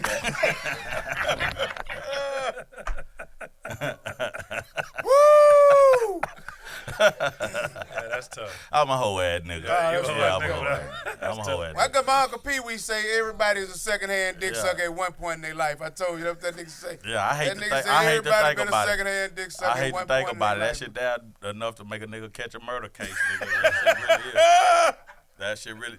You ever seen that post the white girl put up where she said she Yes, sucked the nigga yes, dick, then went yes. home and kissed her nigga in the mouth because she know he was fucking other bitches. And it's the boy busting and he made eat a pussy some shit like it was something crazy she did. Too. Yeah, man. I She ain't say seen that. she sucked the nigga dick and swallowed the nut, then went home, didn't brush her teeth, went home and kissed the nigga in the mouth, man. Boy, it's cold blooded, nigga. I done ate some pussy and kissed my hoe in the mouth. I done done that hoe ass shit. Bitch ass nigga. I done done that hoe ass. Give me another one, man, so I can let this nigga drink on. Give me another one, man. This nigga terrible, man. Give I'm a me hoe another ass one, nigga. Trav, shit. Yeah. But bitches, they love to taste the Fellas. pussy anyway. I bet every female that you was trying to fuck, that you ever brought to your house or came by your house, I bet the first thing she asked you to do was to use your restroom, hot cake ass. Bitches ask to use your restroom for two reasons, cake ass nigga. They either want to see if another bitch done left some evidence behind, or she going in so she can leave some evidence behind for if another bitch come, cake. See, women know ain't nothing as intimate as using a man's restroom like a motherfucker. If a woman uses a man's restroom, that means she's all up in his living space and she's comfortable, because a woman got to be comfortable as fuck to piss somewhere, piss and shit somewhere, or she just got to be fucked the fuck up and not giving a fuck and just got to piss and shit bad than a motherfucker. You think I'm lying? Next bitch you have come over, a new bitch, and after she go use your restroom, go in there, and I bet you find some kind of hair follicles like a motherfucker somewhere in your bathroom. Look all over that motherfucker, especially up under the sink, like on the floor up under the sink, cake ass. I guarantee you, if that funky bitch got some weave in her head, you damn sure gonna find some hair in your motherfucking bathroom, cause that whole ass weave be shedding like dog hair. And even if a bitch do go in your bathroom and find another whole hair, or if she don't find a whole half, that hoe done made up her mind before she got that and she gonna put you in that pussy, she still gonna fuck the shit out of you, cake ass nigga. And if she find hair, if she don't find hair, she gonna come out and fuck the shit out of you hard too, cake ass nigga. Cause if she find another whole hair, she gonna fuck you hard, cause she gonna be, in her mind, she gonna be like, I bet you that bitch don't fuck you like this, huh, bitch ass. And if she don't find another whole hair, she gonna fuck you hard, and in her mind, she gonna be like, yeah, I'm gonna be the main bitch that's coming up in this motherfucker hot cake. No funky bitch. Now, if she come out your bathroom and don't wanna fuck no more cake ass nigga, cause she done found a whole hand that's because she was unsure if she was gonna give you that cock in the first place. Or your motherfucking bathroom was just so nasty when she went in that motherfucker, she like, ugh, this bitch ass nigga. You think I'm bullshitting, cake ass nigga? I tell you what, you meet a hoe and you finna fuck, take that hoe to a room, cake ass nigga. I bet you as soon as that hoe get in that room, that hoe gonna break down like a 12 gauge. Bitch ain't gonna go use the restroom until after y'all fuck, and she gotta go get a nut rag, cake. Sometimes when I go Man, back where and did look at you come shit, up to this shit, man? sometimes I go back and look at shit and I realize how much of a hoe ass nigga I That's funny as fuck. I'm gonna tell you some crazy shit. Me and my wife was living together for about 7-8 months. And I said, damn, man, when you shit? I'm like, goddamn, I wouldn't do you shit. Like, we in the same house. Motherfucker around there and left one day and came back. I said, goddamn, I left this motherfucking here shit. And I said, man, you been waiting all this time till I leave this shit. I make you feel that uncomfortable, man. What the fuck is going on? You know what that is, my nigga? That's motherfucker. Back in the day, we had certain principles and way we was raised, and women gave they daughters and shit. This is what you do with your man in the presence of a man. Cause I watched my grandmother them and everybody groom. We had a grooming, like how your grandfather used to come home and give his whole check to your grandmother. I ain't never believed in that shit. My grandmother beat the shit out of me, but rest in peace. I love you. But what I'm saying is, Oh, though, man, it she was. whooped my ass about that. I've never done it either. That's some shit I've never done. But we used to groom our next generation, and some of it came from slavery, some of it came from existence. Because like motherfuckers, boy, don't you look that white man in his eye. That come from, nigga, I'm trying to keep my son alive. You know what I'm saying? I'm trying to keep my son from being sold to another plantation. So, you know, we used to have shit that was passed down from generation to generation, and that's women, especially women. Men, we pass down shit just by the aesthetic of being around each other, and you just pick up on this is what a real man is. Because that's how I got, my grandfather them never told me, nigga, you do this. I just observed, and I watched them. Nigga, them niggas will be out there together, and I only see them touch one time. That's when they meet each other. What's up? They never touch. They might touch one more time when they getting ready to leave. If you they partner like that, right. Nigga, I see you tomorrow. I see whoop de whoop. But I've never seen real men touch more than twice in one interaction in a day, because we're gonna respect each other's space as a man.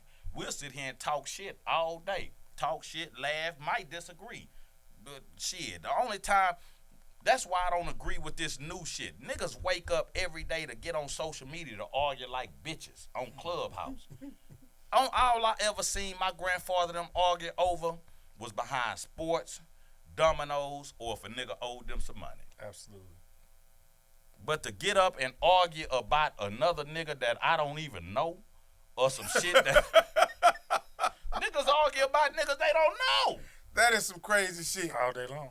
That's some crazy shit. This is part of the effeminization of the black man. Motherfuckers don't see it that way. That is bitch behavior, my nigga. Cause you not too far from busting a bitch car windows out or scratching a bitch paint up. No, real shit. Am I lying, my nigga? If you gonna sit up and just argue about some hoe ass shit about another nigga you don't even know, my nigga, come on, what is we talking about as men, my nigga? We could discuss some shit, but to sit up and really get emotionally invested in some shit that's not gonna make me any money, that don't affect my life in any kind of way. But we'll sit up as men today and try to tear down other men just for the simple fact of whatever the fuck it might be, my nigga. I really don't get it today. Right. No, I have a big problem with that, though. I ain't gonna lie. Like, I my thing is just like, we always talk about leaders and stuff like that, but we so quick to tear people down for any little reason nowadays. It's like that narrative just won't fucking go away. I really don't see. I see it getting worse. Yeah. Before it get better, man. Cause I don't like motherfuckers is hateful. Like one thing about social media, it really showed us how hateful people is, how dumb people is. Like it's a lot of good in it, but it also, if you pay attention, man, you see like how fucked up people is when it comes to social media, man. See, I'm a nigga, I read the comments. I don't comment or anything, but I read comments. I like to read that shit. That's my entertainment. That's your shit. That's my entertainment. I do not fuck with comments. I like reading the comments because it let me know, like you said, some motherfuckers just don't have a clue. I hate the comments. Especially when they talk about motherfuckers they don't know. I'm like, motherfucker, you ain't never seen this, man. You in Waves, Bad Buck, Egypt, and you talking about a nigga that you'll never see, never meet, never be around, never sniff. But you have a problem with. I just don't understand. And I I'm talking about hate a man I don't know. And you could feel the disdain and the anger and the hatred off the post. That's the energy be pulsating off the post is the problem, my nigga. Like, how can you be so fucked up about somebody you don't know or that don't affect your life in no kind of fashion, my nigga? And another thing, when motherfuckers have an opinion about something, that's just a motherfucking opinion. That ain't facts. Shit, these niggas gonna speak it like it's facts, What I'm though. saying? That's where my problem comes at. See, I don't speak on a lot of shit. Like, I amongst my friends, amongst my circle, we talk about shit amongst us, but I'm never gonna get on the platform and be like, da-da-da-da-da. Like, I'm not gonna do that. My whole thing is, I really disagree with niggas speaking on shit.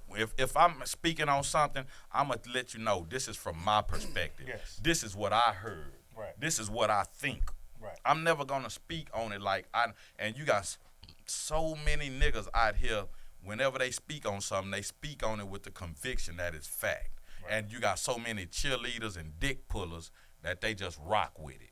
You know what I'm saying? And it's a problem, my nigga. Like, if you say you a real man, a real nigga, man, stop speaking on shit that you have no facts, no evidence, no nothing. Stop speaking on that shit like you actually know that this is what it is in your heart, like you got concrete evidence. That shit ain't real, my nigga. Big facts.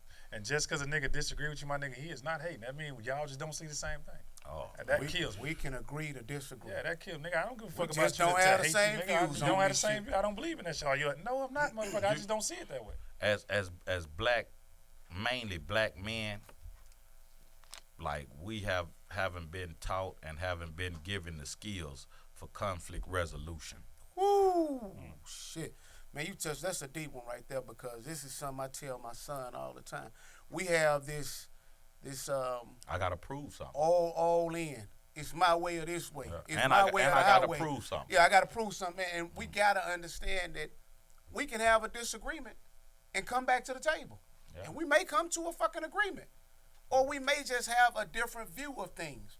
And that can be based on our circumstances or where we grew up. Life, all types of shit on how we think. But that bothers me a lot when we don't have good conflict resolution skills, man. You know, I put up a post one time. That motherfucker had this post here about 4 or 5 years old. But I said it was three men in a museum staring at a painting. And one man looked at the painting and was like, "Damn, she got a beautiful smile." And the other man looked at the painting and like, "No, it's how her face is structured." And the other man looked at the painting and was like, "No, man, it's how the wind is blowing her hair." Everybody, it's all about perspective, my nigga. It's still a beautiful painting, but it's something in that painting that resonates with each and every person.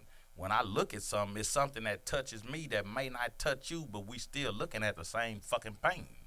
You know what I'm saying? And we everybody has perspective, man. And I tell people that all the time, man. Just because you have a view of something, might not be the same view, or you might have heard it different than I heard, or interpreted different than I heard it. And as people, man, especially black people, I don't really speak on everybody. I speak on us, man, because I think as us, we gotta do better with some of the battles we pick to fight. Every battle ain't a battle for me. Like, you know what I'm saying? Every fight is not a battle. We just, we jump out there so fast. Niggas be dying on some fucked up heels, don't they? Like, you know what I'm saying? I'm like, bro, that shit was, you know what I'm saying? Like, I just can't see myself going out like that, bro. I just can't see it. Yeah, man. I can't see it. I don't try to fight it. That's like we was just talking about the comments. I don't read the comments because, I don't want to get emotionally invested in that shit. And it'd be a bullshit hill to die on. Yeah. Arguing with some nigga. I like all our comments. Like, niggas be, the one we did with Jay, right? Motherfuckers, he got an answer about this and this and this. Yeah, just go. I knew this bald head ass nigga to know what he was talking about. Yeah, that's like your shit too. Nigga. Like, we like all y'all shit. I ain't finna get. Nah, because like, come on, even negativity means that, you know what? Kanye said some shit that I love, my nigga. That nigga Kanye said, I fucks with Ye. Yeah. And he's a monkey nigga, but the nigga the nigga say shit. Everybody got a way they feel about Ye, but everybody feel a way about Ye. Yeah. You know what I'm saying? And then that nigga said shit, nigga, if y'all didn't say nothing, I'll be mad because you didn't say nothing. You know what I'm saying? So the fact that somebody feel, because it takes time and energy out your day to leave a comment. Yep. May you agree or disagree, but it took some time for you to do that. You know what I'm saying? So obviously you felt something to where you felt like so I done my job. Man, you didn't have to agree with me, but I sparked something in you to where you felt like it was necessary for you to leave a comment like a motherfucker. Go put some more ice in this nigga shit. Nah, that's cool, man. We finna get ready. We finna get ready. Y'all in here drinking. Hey, man, give me another motherfucking, give me another one of these clips, man. Y'all in here drinking. Yeah. And Man, then this nigga keep telling me to ask these bullshit ass questions. Oh, professional ass nigga. What projects are you working on? What comedian inspires you? Who would you like to work with? Tell us about your book, Hip Hop Top 5, that's on Amazon. What's your favorite sports team? How has your past influenced your nigga, we doing motherfucking clips, nigga. Oh, you answer all that shit anyway, though. Next project I'm working on, man. I got a movie that's getting ready to come out. Fight Boy with shout out to the Brianna's brothers. They out of Acres Home. This is Filmatic. And I'm getting ready to hopefully start filming a movie that I wrote. Bad Roommates. Yeah, Bad Roommates. Yeah, we looking forward to that one. That's one we supposed to be doing together, so we got to get that motherfucker done. So that's what we got. What comedian inspires you? Like I said, I'm not a comedian. I love comedy. I love it. But everybody that has something to say that resonates with my spirit, they inspire me. And it don't have to just necessarily be a comedian. How has your past now, influenced? who would you like to work? Who would you like to work with? Shit, right now I'm just trying to stay my nigga ass on these streets because Nick Cannon told me he want me on the next season of Wild 'N Out, so that's my next objective. Well, you'll be hell on that motherfucker. Oh man, yeah. I don't think you're gonna make it on Wild 'N Out. I ain't gonna even lie to you. I don't think you're gonna make it on. Not that I don't want to see you make it. You kind of hard, man. You kind of rough. Not just that. You pretty goddamn rough. But when we had the conversation on my way home, cause I'm a thinker, my nigga. I'm a deep thinker. Like I'm a philosopher, my nigga. Like A motherfucker ain't got to tell me that I'm a philosopher or that I major in philosophy. I don't need the white man's authority to let me know who I am as a motherfucking man and as a person in society. But some of you bitch ass niggas need the white man's certificate and to let you know, oh bitch ass nigga, you can think, hoe ass nigga. We give you the right to think, hoe ass nigga. You know what I'm saying? Yeah. The white man gave you the right to think, and now you nigga, I'm a thinker. The white man, no, nigga, I think aside from everything, nigga, because I think for my motherfucking self. I'm really a free thinker. These other Kanye them be like, I'm a free thinker. No, you just think freely of black people as a society. You think for the white man. You think what the white man think. I am an actual free thinker because black people don't inspire me and white people don't inspire me. The truth inspires me, my nigga. What's real and righteous inspires me, my nigga. Because you can't say that I'm a free thinker, but yet you still preach Christianity, because as a whole, Christianity was given to niggas during slavery, and the white man didn't give a nigga nothing during slavery that was gonna free a nigga. Everything given to you during slavery was meant to keep you enslaved, bitch ass nigga. So don't tell me that you preaching Christianity and you, because the white man right there, a nigga is a good slave. It's right there in the book. Hoe ass nigga, so please. Nah, I'm just telling you. And my book, Hip Hop Top 5, man, this is really the Hip Hop Bible. If you get it, it's on Amazon. And it's a great fucking book. I wrote it with my brother Caleb Israel, the guy we met while we was locked up in a penitentiary, and we sat down and constructed it in 2011. And it's a great book. It's about who you feel like is the top 5 in different areas of hip hop, and just it's a great read, man. Grab it, and especially if you having a party, pull that bitch out at a party, nigga, and watch shit get real intense, because hip hop. I also got a book that I wrote that I haven't typed it all the way out yet, but I got it that I wrote while I was locked up. It's called Hip Hop, Sports, Religion, and Politics. Things you should never discuss with a friend.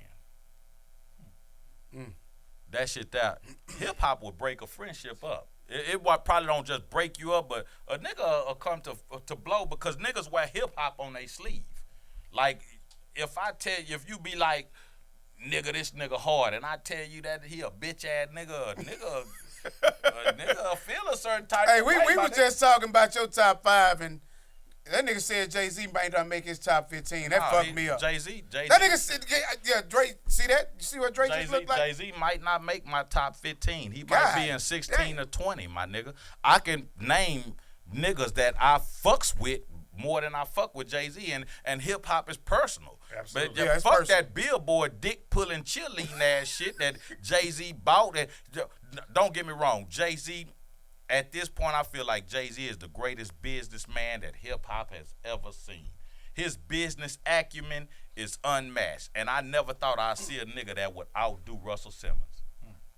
But Jay-Z business acumen is outmatched, my nigga. Like, this nigga is playing like the 3D chessboard, and I don't even know how to play that whole ass shit, my nigga. But that's what he playing, while niggas is playing marbles fucking with him. And I give him his card on that. But lyrically, when Jay-Z came about, like how they Reasonable Doubt is a classic. Reasonable Doubt is alright, nigga. I listen to it. I'm not moved by Reasonable Doubt. A classic is why wasn't it a classic when Big and Pac was alive, nigga? That's all I'm asking. I think both of them was dead when that mother came out. Nah, they was alive. Oh, no, I came out in 96. They was alive, my nigga. The cream is gonna always rise to the top. Oh, you know Reasonable Doubt was a classic. Why wasn't it a classic when Biggie was alive, nigga? So that's just like that debate between Magic Bird and Michael Jordan. If Biggie and Pac was Magic and Bird, why Jay can't be Mike? He can't be Mike. They all existed in the same realm. Cause I hear that shit like he wouldn't have been Jay-Z. I think he would have been. Because lyrically, I think he wanted to be. I don't. I mean, that's just my personal opinion. No, I read because I don't get into what ifs. Because I don't get into what ifs, because we live in an actual state. Yeah. But one thing I do know that I could say for sure, that when them niggas was alive, you wasn't even a footnote, my nigga. But if his story, But when I'm just saying, like I said, but when any them niggas- niggas any was niggas a lie. because rap wasn't. But rap, if hold it on. like hold up. But Go ahead. if he wouldn't have dropped the album while they was alive, I would have been able to say, well, shit, we didn't get to hear him while they was alive. But you dropped the album while them niggas was alive, and your shit was not a foot like niggas. And one thing about New York, like whenever New York isn't in control of hip hop, every nigga that's coming out in New York is a classic artist. Real shit. No, I'm Because- laughing because it's some truth to that. Yeah, I mean, because you know, I like I New said, York needs to be in control of hip hop. I like Pac, but once I got Pac backstory, it just made me not like him as much as I used to, and I don't know why. Because he just wasn't what I thought he was. Make sense? No, it makes sense. It It makes makes sense sense to to me. me. Let me tell you why it he makes was, sense he to was me. an artist and more militant. I thought Pac was a straight up gangster. Listen to Pac when I caught on to Me Against the World, All Eyes on Me. Well, thought he I was straight listened. up I gangster, but listened didn't to know- him. I listened to him from the jump. Right, you did, and I didn't. Like, you know what I'm Yeah, saying? I listened to I him listened from straight the up jump. niggas, but the shit I was liking about Pac, the shit I And heard, I never got I into watched the evolution of it. Right, okay. See, Well, I gotta follow that not story. not the evolution, the de-evolution, because he started ahead and he moved back. He moved to some nigga. He started on some king shit and moved to some nigga shit. Right. You know, So but I but grew up on Too Short. knew him, yeah. Too Short was my No, first Too- rapper. no, I Too was Short introduced is to my me, nigga, and Too nigga. Short never changed me. He was always Too Short. Bitch. He gave me something that Pac didn't give me, that Biggie didn't give me, that Jay-Z didn't give me. So by the time I got on the Hove, I was in a different place in my life. Yeah, yeah. So when Hove And was that telling got that story, that got a lot to do so when with it. Hove was telling that story, I was like, okay, because everybody didn't touch that shit like we was. That fucking got with a lot shit. to do with it. You know what I'm saying? That's So how for I me, feel. That's why I elevated him over because he Yeah. told my story. When Jay-Z came out, I was in a different space in my life. I wasn't fucking with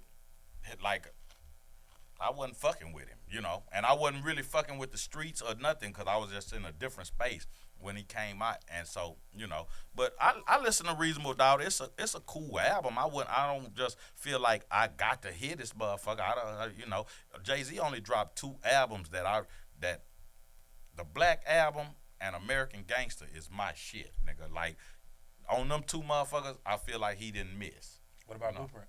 First one. Nah, fuck no. Man, niggas, I'm just saying. It's your perspective. It's your Yeah. perspective. It's your Cause I perspective. feel like niggas was like niggas Jay-Z, oh Jay-Z, man, get the fuck out of here, man. Never, No, to Blueprint me, crazy, to me man. never changed. I don't think Pac could have made that song. I don't think Biggie could have made that song. I don't think none of these niggas could have made that Nigga, change. but you know how many songs Pac made that now nigga could make? I'm just saying for me. Never But I'm just changes. saying, Hey, for every me. day. For But me, I'm speaking on me. I I know, can't, but I'm can't- just saying, do you know how many songs Pac made? Pac gave you. But that wasn't my life. I love Pac. I understand, That but I'm wasn't my life, saying, though. as a fan, as a music Yeah, as a fan, music not fan, I about agree. as of life, but I agree. nigga, that nigga done Dear Mama, nigga. Dope. Nigga, I'm gonna tell you, bad I'm gonna tell you motherfucker. some real shit. I'm gonna tell you some real shit that fucked me the fuck up. So, my grandmother, nigga, hated rap. She fucking hated it. You know that diaspora that we gotta go through from generation to generation. That ain't real music. Or our shit is better than your shit. And my grandmother, but when Dear Mama dropped, my grandmother loved the fuck out of Dear Mama. Listen to it. I'm talking about an old school, born in the motherfucking 40s, nigga. You know what I'm talking about? And so one day I'm at the house, I'm jamming Pac like a motherfucker. She busting the room, that whole ass shit, what that, going the fuck out. I say, Big, that's the same nigga that sing Dear Mama. And she said, yeah. And she stopped and listened to it and say, oh, I like that. I was like, what the fuck just happened? Like, you just busted my motherfucking room calling this some bullshit, but as soon as I told you it was this nigga, you was receptive to it. And actually gave and ingested it and gave it a listen to where she gained an understanding, was like, oh, I like that. Because this nigga presented her a form of it to where it was digestible. So she was like, okay, if he's this, he can't be that. Or he might be that, but it got to be, it was a different understanding, nigga. And till this day, I tell that story all the time, man. Big fucked me up with that, man. Cause as soon as I told her it was Tupac, her whole disposition changed just because of one fucking song that she understood, that he understood something deeply within himself that related to every black woman in the fucking Like struggle. I said, no take away from Pac. Like I said, because I elevate one other person, that doesn't mean I'm taking away from somebody. I don't know. Like, you know what I'm saying? Like, I think Pac is a super dope artist. He was an artist, in my opinion. Like, to me, Jay was a hustler.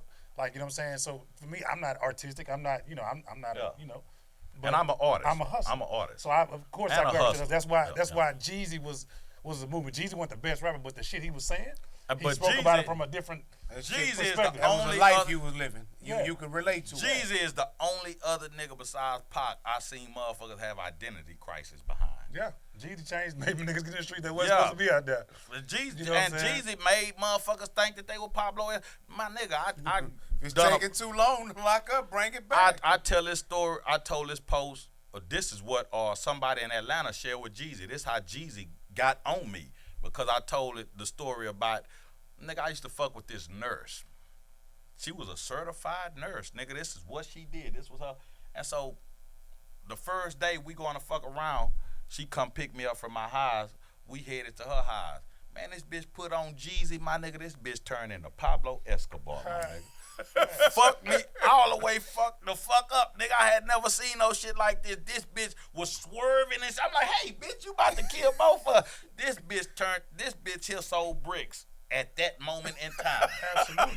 But see, but that's one of those things I say about music. Like Jay-Z always talked about hustling shit, but he told it from a different perspective. Jeezy took it to the level where everybody got it at. Felt it. Everybody got it. Even the that's niggas on the whole block thing. and the niggas with the bricks. Because like, I deal with feeling. Yeah. And I've never felt Jay-Z to where I was like, ugh. I've never, probably the only song that I ever heard of Jay-Z that I felt like was going to be a product. Because that's really how I gauge niggas. Right. How many songs that you got that I was like, ooh, that's problematic. And the only song I ever heard of Jay-Z that I felt like was problematic was Hard Knock Life, and it was because of the beat and the hook, because of that Annie shit, because I was a little nigga and I watched Annie and I could relate.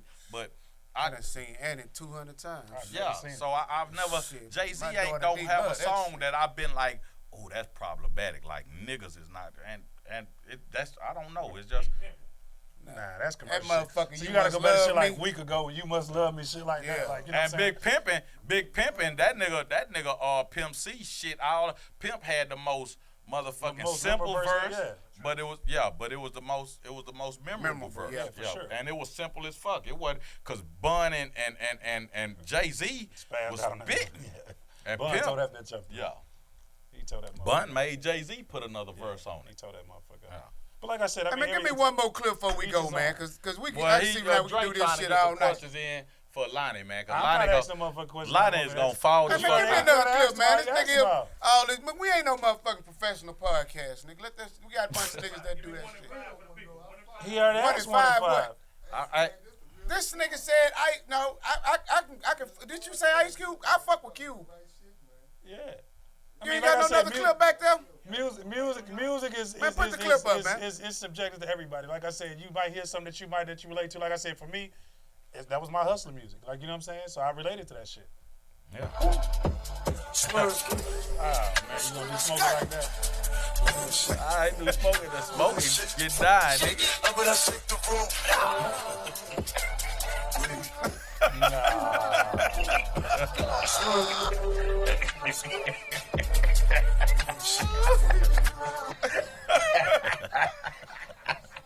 No, smoking. This nigga Smokey must be on that dick food.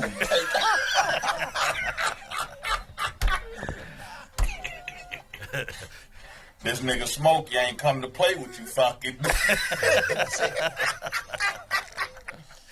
look at Smokey, But man. then you young hoes fucking with an old nigga just for his money because you know he can't fuck, them days over with. Fuck. I wouldn't be surprised if I seen Lori Harvey putting pussy on Smokey. Smokey ain't trying to fuck with nothing in granny panties either, fucking. Smokey say he don't want to see nothing old but a bankroll, fucking. That nigga Smokey got that old Motown money too, fucking. His money gooder than a government check, fucking. Smokey say you old bitches can keep buying them tickets, but the only thing an old bitch can do for him is show him where a young bitch at fucking. That nigga Smokey say. Give me one more so we can wrap this shit up. You gotta know you gotta go, Trey. No, I ain't got nowhere to be. I'm just. You good? Okay, fuck it. Let's ride. Give me another one, man. Oh man. These niggas here out of here. This nigga here a motherfucker, man. Oh, this is wild as shit ever. Oh man, we had to do this. Nigga, you ever been in a situation where you didn't know who was more in the wrong, cake ass nigga? Like, take this whole ass shit right here, for instance. I don't know who wronger in this situation. Is it the bitch ass nigga with the bottle on stage, skeeting beer in a nigga mouth, or is it the nigga with his tongue out letting a nigga jack off beer into his mouth, or is it everybody that's standing around watching this whole ass shit, or catching it? Is it my partner D-Red for even sending me this bitch ass shit? Or is it me for even doing a video on this whole ass shit? That's wild to the motherfucker. We all fucked up, Cake. I couldn't believe that shit when Nigga, I I seen know it. Martin and Malcolm somewhere talking, and they like, we died for these bitch ass niggas, Cake ass. That's cold. That's shit. Where the fuck was that at? Do you even know? I don't know, man. Nigga, D-Red like sent me that shit, man. That Shout nigga out said, to the Botany oh, boy. where LG at? That nigga said it looked like an Omega party, It man. did. That perfect gold. Man, that nigga just made me piss on myself, man. Just saying, that was That's perfect fucked gold. up. I don't fucking know. That's fucked up. Man, put that shit back That's up there. Was that fucked Omega up. party? That's fucked That look like up. Omega Nah, I party, ain't didn't gonna it? let you. I ain't gonna fucked let you do. I can't put let that That's you. shit fucked back up. up. That's fucked Put up. that shit back up. That was Put not that an shit back Omega up. party. We finna That's see. fucked up. That was the He colors. say that look like that's fucked That up. was the colors. Just shit me. That's the colors around the shit, my nigga. That ain't the color. Everybody in that bitch got on purple. Look at the girl head. Look at You his ever been in sweater. a situation where you Bitches didn't don't wear know purple. Bitches ain't who was more Omegas. in the wrong, Cake ass look, nigga? hey, the nigga Like, got take little this bitches. whole ass shit Nah, right ain't here. That nigga ain't I got no can't let colors you on do. his I shirt. can't I let don't you know do the Man, I who gotta Omegas put in like this that. Please let me go situation. piss, Man, let Is this it nigga the go piss, man. Give me bitch-ass another nigga? clip while this nigga pissing, man. Shit. The Dre was out of line for that. Man, them Man, niggas give still me ain't putting them goddamn brands. So just want to hear your voice. Check in with Oh you. man, this is a bad motherfucker right here. okay. I've been the nigga and I'm sure I've been the nigga both on both ends of this motherfucker. Alright, I'm gonna. You can call me tomorrow, okay? Come into the Alrighty. miss you. I miss you too. Fucking bitch. Have a good day. You too. Good night.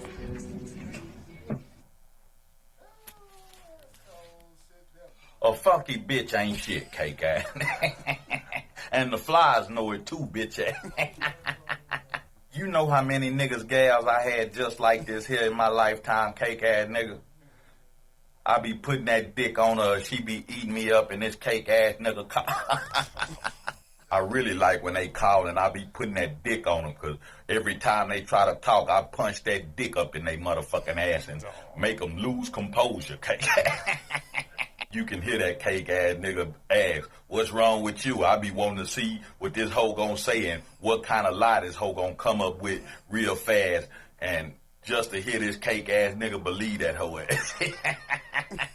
A funky bitch will leave from sucking a nigga dick and come home and kiss a nigga right in the mouth, okay? Look at all these hoe ass niggas today. They ain't even mad. They really like, shit, what that do, cake? But now that I think about it, bitch ass nigga, I wonder if any of my hoes ever done that hoe ass shit, cake ass nigga.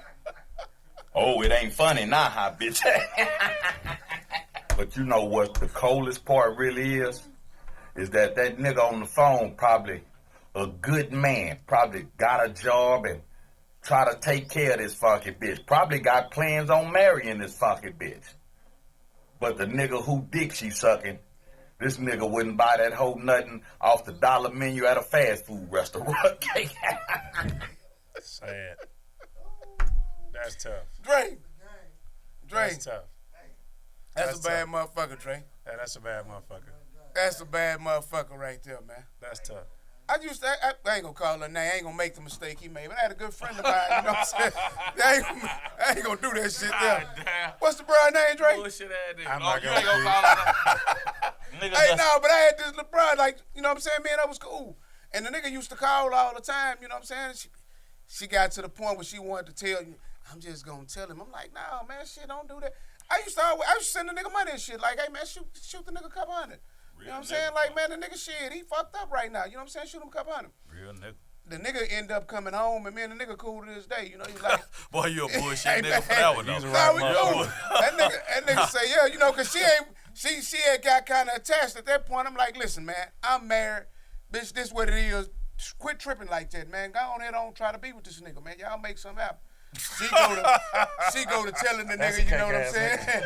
Nah, I'm just keeping it real, bitch. I wasn't finna leave you home, bitch. Like, listen, man, you fuck around when I get to you. You don't tell a hoe trying to be with no nigga. You been putting dick on the whole while, Man, nigga. listen, the Come man on, took my a nigga. vacation. He was gone for about Oh, 3 my years. nigga, I ain't The gonna man do back. Bitch, do what you do. If Hey, you man, fuck with listen, that nigga, I you told fuck her, man, with y'all try to make it work. So she didn't. I come over there. I come by one How day. the fuck I'm gonna make it work with a hoe when I know the nigga that she been? Come on, my nigga. That This ain't- how this shit's the How craziest did you shit. and the nigga get cool? So we get cool because I come by the house one day and she was like, he on his way over here. I'm like, oh, I said, oh, I thought you wasn't messing with the nigga. She was like, well, I thought about what you said. I said, well, shit, let me go. So I'm leaving, and Nigga me and the pulling up. nigga pulling up, you know, and I'm like, damn. He real nigga not to slice You know your what I'm throat saying? like a motherfucker. I had that thing ready for. I hope he didn't want to do that, but he was like, "You black?" I'm like, "Yeah, what's up, homie?" He was like, "Yeah, I appreciate you, man." She told me you send me that bread. I said, Yeah, "Oh, when a good," nigga you know locked what I'm up, saying? nigga, Like, that shit. commissary a bad motherfucker, nigga. That nigga- That shit that'll make a nigga, that shit'll make a nigga forgive putting dick on his hoe, nigga. Commissary is a bad motherfucker locked up, nigga. And not just because you able to eat, but sometimes just the feeling of being able to go to commissary. As a nigga who been locked up, you niggas know what I'm talking about. Nigga, I see you, Dre. Nigga, I see you, bag, black. Yeah, big bag. Nigga, especially a nigga who ain't got that bitch ass nigga. You trying to beg up on something later, hoe ass nigga. I let you wash the bowl like bitch ass nigga. Oh, I'm a hoe ass nigga. I was too proud for that. My stomach be growling like a motherfucker. You sure you don't want nothing smack? Nah, I'm good, nigga. I'm sitting on my bunk like a hoe ass nigga. That shit look good and smell good. They bust spread right there in front of your shit, too, nigga. You don't want nothing, my nigga? Nah, I'm good, my nigga.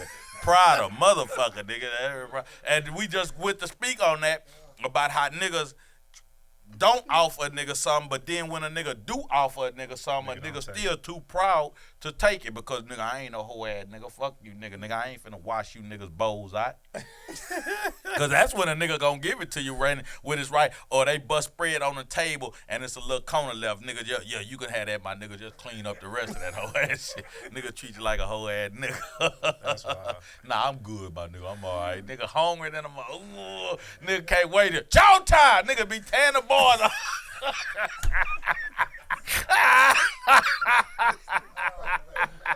That's wild. Niggas know I ain't lying. Niggas know how it is, man. Nigga be hungry than a motherfucker. Commissary is very necessary. You know what I'm Very saying? necessary. What, we got 3 minutes or something, nigga? You tell him to ask the third question.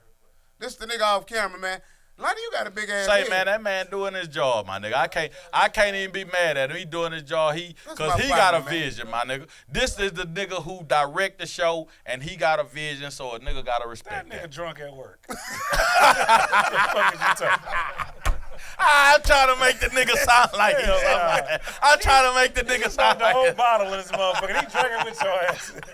Nigga done down the whole bottle, man. That nigga give you one and take 3 for himself, man. This nigga, Fuck for is you every talking one he about? give you, he got 3, man. Put another goddamn clip up. We gonna get to the bullshit God. questions, man. What question this nigga got, man?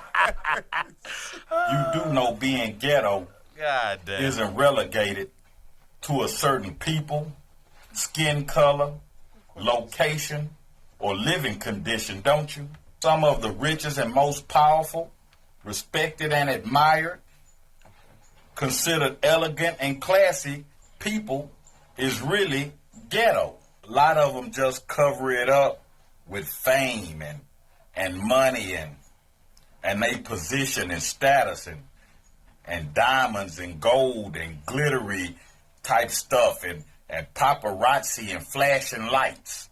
It would probably blow your mind and hurt your feelings if you found out that some of the people you look up to and think so highly of was even worse than ghetto, that their life was straight up obscene, profane, and some of them even perverted, cake ass. So that was more your commentary. So which one of these motherfuckers you didn't met and you like, this nigga ghetto? A lot of these niggas is one thing I understand about who I am, is that a motherfucker can't afford not to be real in my presence because they know the streets fuck with me and the streets recognize me as a real nigga and somebody that's gonna speak up for the streets and speak up for what we stand for. So a nigga cannot be in my presence and not be a nigga that they claim to be. Or even if you don't say you that nigga, you still got to have some level of realness. You know what I'm saying? So it's really not about, the reason I done that post is because I had seen something else online. You know, these rich motherfuckers get away with so much bullshit. These rich and powerful people get away with a lot, my nigga. You know what I'm saying? Just because they rich and powerful, but them niggas be doing some ghetto ass shit, my nigga. These niggas is some ghetto niggas, man. The shit that they do, even niggas like us, we ghetto niggas, we be like, damn, them niggas is into that type of shit. Getting it. How do you think your life would change with $1 billion, though? I don't even know if these people is willing to give me $1 billion. Nah, just on some real shit, my nigga. Because like, I mean, what do you think you would do? Cause I gotta ask that, cause like, if you got access to unlimited money, you got $1 billion. I mean, it's just some shit you gonna do differently. When you get access to that type of money, you get access to different type of people, and them people don't want a nigga around me like that. Don't want a nigga like me. Just like that, though. No, but they don't want a nigga like me. They like that, but they like, this nigga is a loose. Like, this nigga is, okay, we do some shit that's fucked up, but this nigga is just real enough to let us know how fucked up we is in our face. Like, come on, my nigga. I said it on I got 3 albums I call Fuck Your Feelings, where I do commentary on them. Mm-hmm. And on the very first one, I told, man, you cannot invite me to a Hollywood party where some bullshit is going on, because I'ma go the fuck off. And then the next morning, y'all gonna paint the narrative that I'm fucked up to save face on y'all behalf. Because man, y'all invited me in here where y'all got niggas walking around with their dicks hanging out and you niggas is just doing bitch shit.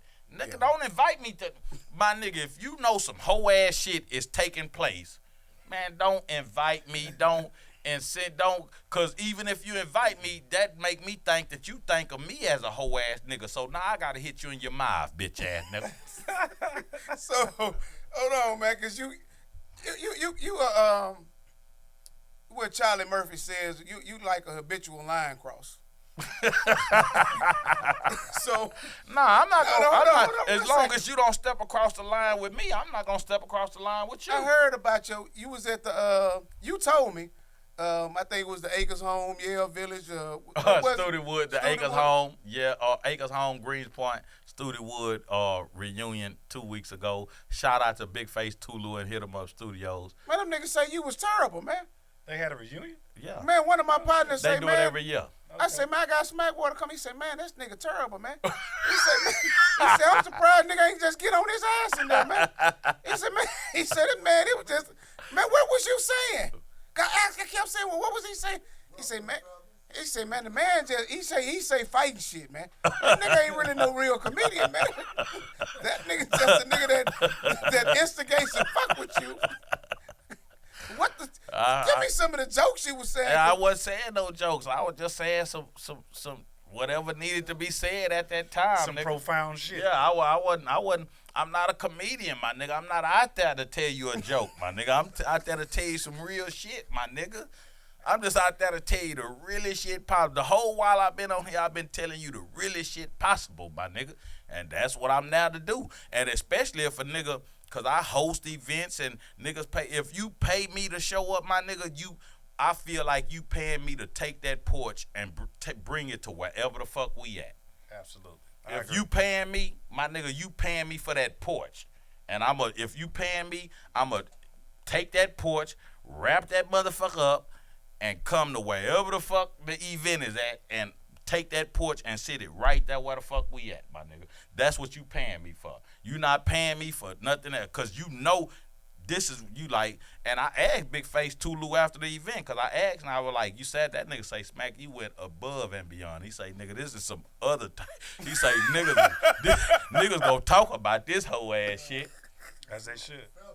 Yeah, they was I'm bitches. surprised they doing a reunion like that. Some hoods They coming do it together. every I'm with year. that. I'm with They that. do it I'm every with year. that. We gotta support that. Yeah, with they that. do it every. Shout out to Big Face Tulu. He do it every year. Yandy got an event coming up on the 30th. Yeah, shout out to Yandy, man. Big Face Tulu and Yandy, them niggas put their money where the mouth is, man. Because a lot of niggas say what we need to do and what we ought to be doing, but we got to celebrate these niggas that actually go. And niggas, these niggas take losses. Because niggas take losses. Niggas don't win with this shit. Niggas do it for the love. Niggas want to win, but niggas don't always win. And then a nigga come back the very next year and do it again, even though he took a loss last year. And ain't none of you bitch ass niggas is willing to invest. A nigga just asking you to show up. Right. And you bitch ass niggas won't even do that, It's my my first nigga. time ever hearing about it, so you know what I'm saying? I gotta tap into that. Yeah, man. I That's think we gotta every go year, man. coming up. I only been to one. Well, so Garden City do they shit every Yeah, year. Garden yeah, City I gon' gotta tap in with that shit. Acres 790 would have a reunion, but them white folks made sure to tie our shit all the way down. that was wild. To me They seeing that tore coming out our and shit seeing up. that. Say, my That was nigga, wild. I swear to God, when we heard they was tearing the ghettos down, my nigga, my very first thought was, I'm glad my grandmother dead. Right. Because it would have killed her. I always thought Garden City was gonna be next. They never did it though. Yeah. I just knew Garden City was next. My very first thought. Huh? Yeah, but you Yeah. know, the ghettos was the very first apartments built in Acres Home in 1971. My grandmother moved in them on the day they opened up, my nigga, in Garden City didn't come much 71. not much They after that? came in 73. Yeah, a little bit after that. I thought so, yeah. 73. But the ghettos was the first apartments built in Acres Home, and my grandmother moved in them the day they opened and was in them to the day she died, nigga. And because my grandmother, they came from Third Ward, from the CUNY homes. Yeah. My family got kicked out the CUNY homes because my uncle shot a nigga in the eye with a zip gun. My Uncle Peter, crazy nigga, shot a nigga in the eye with a zip gun, and they said, if y'all don't move, we gonna take this nigga to jail. So that's how my family ended up on the north side in Acres Home, and they was on Lucky and Lund right behind the ghettos before the ghettos was there. The ghettos was a field. It used to be they said it was a nigga that lived in that field that raped kids. That was the thing to keep the kids from walking through the field, like the Smurfs. You remember the Smurfs when we was young? Remember that bullshit, man. I never seen one Smurf. I ain't never seen that shit. But you better come right straight home, nigga, the Smurfs, nigga. You a little younger than us, so you might not remember the Smurfs. The Smurfs was some bad nigga. The Smurfs, Uzi Man. I remember Uzi Man. Uzi Man, nigga. Uzi Man, I remember that. Yeah, Uzi Man was a real nigga, but that was mid 80s, right? Late 80s. Late 80s. Yeah. But once Uzi Man took off, it was so many niggas dressing in black trench coats. Yeah, Uzi Man was a real nigga. I never knew that. I thought it was some bullshit like the Smurfs, because I ain't never seen Uzi Man was a real nigga from the North. Yeah. It was Booty, our partner out the hood. Uzi Man was a real nigga, but once the legend of Uzi Man caught on, other niggas went to dressing in black trench coats, and so it scared the whole city. Like, oh, Uzi Man, Uzi Man, Uzi Man. But Uzi Man was a real nigga. Man, give me one more clip, then we gonna ask these questions and get out of here, man. Cause I see I can do this shit all night long. This nigga here funny the motherfucker. Boys are boys from the beginning. If you were born a boy, you stay a boy. Girls are girls right from the start. If you were born a girl, you stay a girl and grow up to be a lady. Only girls can be the mommies. Only boys can be the daddies. Yes. This video didn't age well at all, did it, Kate? Boys are boys from the beginning. If you were born a boy, you stay a boy. Girls are girls right from the start. If you were born a girl, you stay a girl and grow up to be a lady. That nigga Mr. Rogers was transphobic than a motherfucker. What you take that? Only girls can be the mummies. Okay, Travis, stop. Only boys can be the daddies. Yes. So, Today, that's considered hate speech, Kate. That's funny. oh shit. That's funny. What you think about that, Drake? That's one of them ones. That's one of them ones. Hey, look, I'm, you know, I be seeing shit about the gender shit. And, That nigga say this shit didn't age well. I mean, you know what I'm saying? Because, you know, like I said, I agree with Mr. Rogers. You know what I'm saying? Like, you know, but I come from that era where we, you know, that was Mr. Rogers was a G, nigga. Yeah, that's what it What was. niggas gotta realize up under that whole ass sweater, Mr. Rogers was tatted up all the way to the motherfucking to his hand. Yeah. Yeah, he was a Marine. I ain't Mr. never Rogers knew that. was tatted. That's why he wore a sweater and a long sleeve shirt. He was tatted up on both arms all the way up to his hands. God damn. I ain't Yeah, never Mr. heard Rogers that. was a G, nigga. That nigga, you think he was all that old simple shit? Mr. Rogers gonna fuck you up, nigga. And that'll be the worst thing ever to get fucked up by Mr. Rogers. Nigga go to jail and be like, nigga, what you in there for? Nigga, I robbed a liquor store. Nigga, what you up in here for? Nigga, I slapped this bitch ass nigga up. What you in here for, man? Don't even stay out my business, hoe ass nigga. Then a nigga come out, man, that's that nigga that got fucked up by Mr. Rogers. But Mr. Rogers was a real live G, nigga. Real live G. Yeah. I did not know that. That's fun facts. I did not know that. You didn't know that? No. Say that's fun. No, Mr. Rogers was tatted the fuck up. I wasn't checking with Mr. Rogers though. Well, you know, with Mr. Rogers, Captain How the fuck Kangaroo. did you know that though? Just curious. Just some shit I just picked up along the way. Yeah, that was our era, nigga. And when I heard it, it fucked I me never up. knew that, and but I really didn't watch Mr. Rogers. But is that where cause this nigga Lil Kiki fucked me up with super cat? How you say that shit? Super casual. How you say that? Supercalifragilisticexpialidocious. That ain't on there. Where that shit from? That's from Mary Poppins. Mary Poppins. Man, that fucked me up. Baby told me that. I say. That shit was playing one day, and That was a hard ass line though. I'm like, yeah. So I'm like, damn, what the fuck? I said, what the fuck he come What up with that shit at? what He song told me that that's song? from Mary Poppins. I think that's his first album, if I'm not mistaken. Right? Mary, I don't know where the fuck it is. I just know it's I from Mary was trying to Poppins, say the shit It's one from day Mary and couldn't Poppins. say it. And I'm like, what the fuck this nigga come up with this shit? Supercalifragilisticexpialidocious. That's from Mary She Poppins. said Mary Poppins. And you know this that nigga was watching Mary for a Poppins. while it was the longest word in the English dictionary. It's something longer than it now, but it was the longest word, and all it means is great. That's all it means. Supercalifragilisticexpialidocious. If you try to say it, it could be quite atrocious. Mary Poppins. Wow. Damn, nigga, okay. Nigga said he's a philosopher. Yeah, this. No, I like information. I'm a sponge, my nigga. Right. I like information too, but some shit I just Yeah, that's how I am with niggas. Me and my pops used to have that conversation all the time because my pops was the type of motherfucker that remembered everybody. But if like you didn't hold any real intrinsic value to me, I didn't remember you. My pop be like, nigga, you know that nigga. Man, I don't know that bitch ass nigga. Nigga, you met him, man. Man, I don't remember this whole ass nigga. See, I think I got that too, because I remember a lot of shit. I don't remember niggas. I don't remember. I don't too much remember of shit. niggas that don't really bring any value. Like if we See, ain't broke bread. When I in a room, I watch a room, I'm a watcher. So I be, you know what I'm saying? I like to see. I everything remember that's moving. faces. Yeah. I just don't remember like I a don't nigga remember tell me a half the nigga motherfucking name. faces, man. Shit, I remember faces good than a But like you said, motherfucker. like Did some like shit something that has to be some old relevant shit, to I'm make like, me like, okay. okay, I know, dude. Say, I'm gonna tell you some real shit, nigga. And when you said that shit, my same kinfolk them that I told you about earlier that talk about jacking niggas. We in Make a one night, nigga. Man, that make a crunk. Make a pop trunk. We in Make Make a one night, nigga. And we just standing Big? there. We He was in standing the house. man. Who was in the house, nigga? Oh, she was in the house? Sings it out. Yeah, she was definitely in the house. Go ahead, you was in make this nigga. What the fuck is this nigga looking like that for? She wasn't in no fucking makeup maker. No, she definitely say she was in the house. She wasn't outside. Okay. In Oh, the yeah, house. that's why that nigga looking like that. You telling the goddamn lie. I'm thinking maker in the house of maker, but you talking about in the house. Oh yeah. She ain't jumped out. I'm looking at her. I'm She like, ain't jumped out porch. I know black don't crack, but god damn. Yeah, but we in maker, man, and we standing by the bar. You know, you come in and you make that right, and that bar the bathroom was right behind the bar. We standing by that bar where the bathroom was behind it. To the back. Yeah, the one to the back.